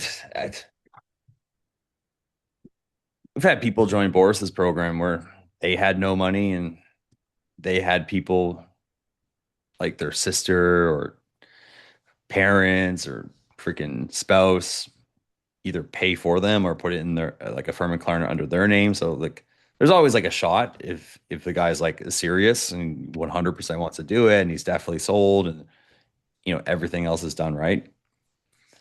So I wouldn't sweat it too hard. It's uh, did that guy's mom pay? Not sure if Renee's still here. Pablo, you got any questions or anything, man? I think we've really spoken before. Yeah, I was just catching what you're saying because I was walking on this, so I don't have much of the context, but it's just good to listen to your rants. Okay. You sell absorbing. yeah, you sell like something to like the Latin American market, right? Spanish market, yeah, Latin, yeah. Spanish, yeah.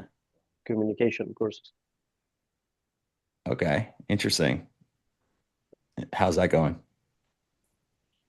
Yeah, well, we're on a lunch right now, so Mm, it didn't go well because the webinar there was a lot of mistakes on the technical side, mm. and that made like start wrong.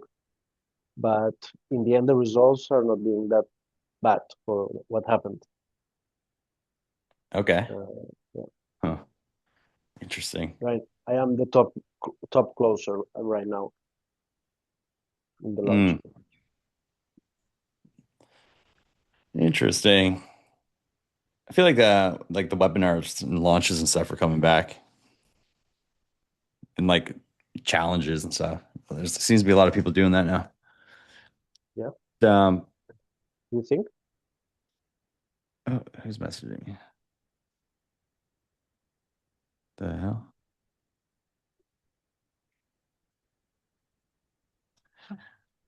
Well,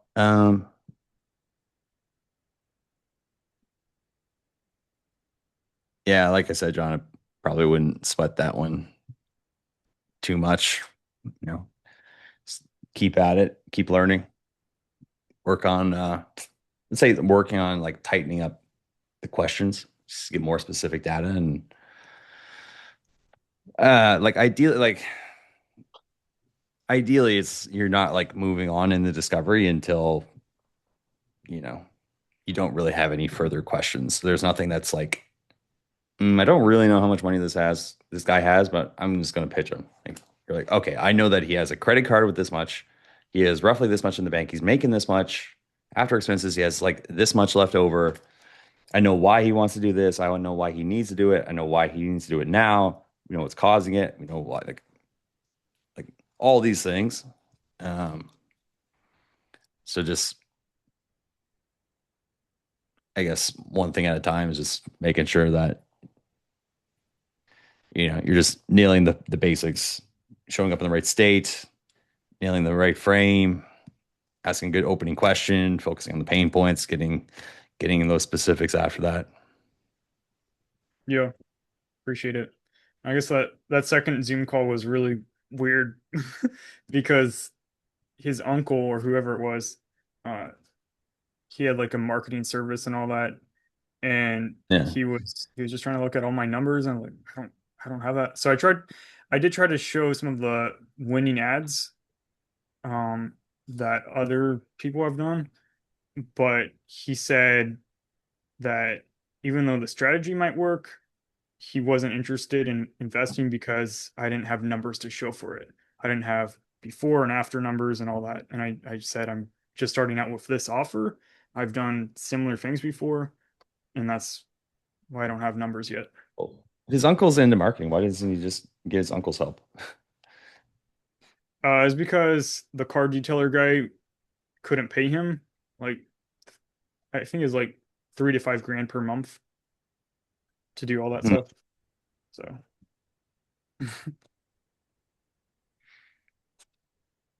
Interesting. Um, well, we've kind of been going now for a good amount of time. Anyone else have anything else you guys want to talk about? Ben, I said maybe something wrong. That I was looking at the translation of rants, and I didn't mean like a complaint. Like I used the word wrong, so I didn't mean to. I think a rant is a complaint, right? A rant? Yeah. So that was listening I to mean, your rant. I didn't mean. I wasn't meaning another thing. I don't know. no, I know what you meant. Okay. Yeah. Sorry.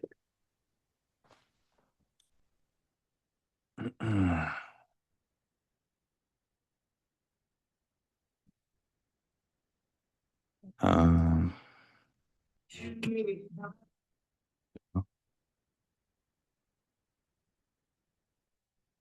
well, I guess if you guys, oh, sorry, didn't read the chat.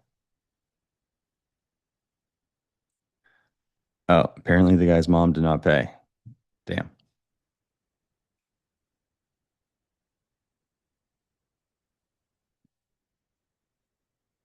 Well, I don't really have anything else to talk about. If you guys don't have any questions, you can hop off.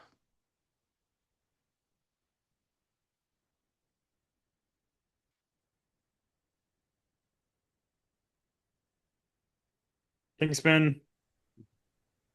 Bye. No worries, man. All right, guys. All right, sounds good, Jacob.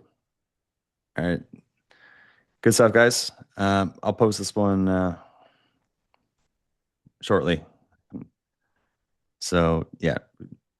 Anyway, catch you guys this time next week. Right. Thank you, Ben. See you, Pablo. Hey, Pablo.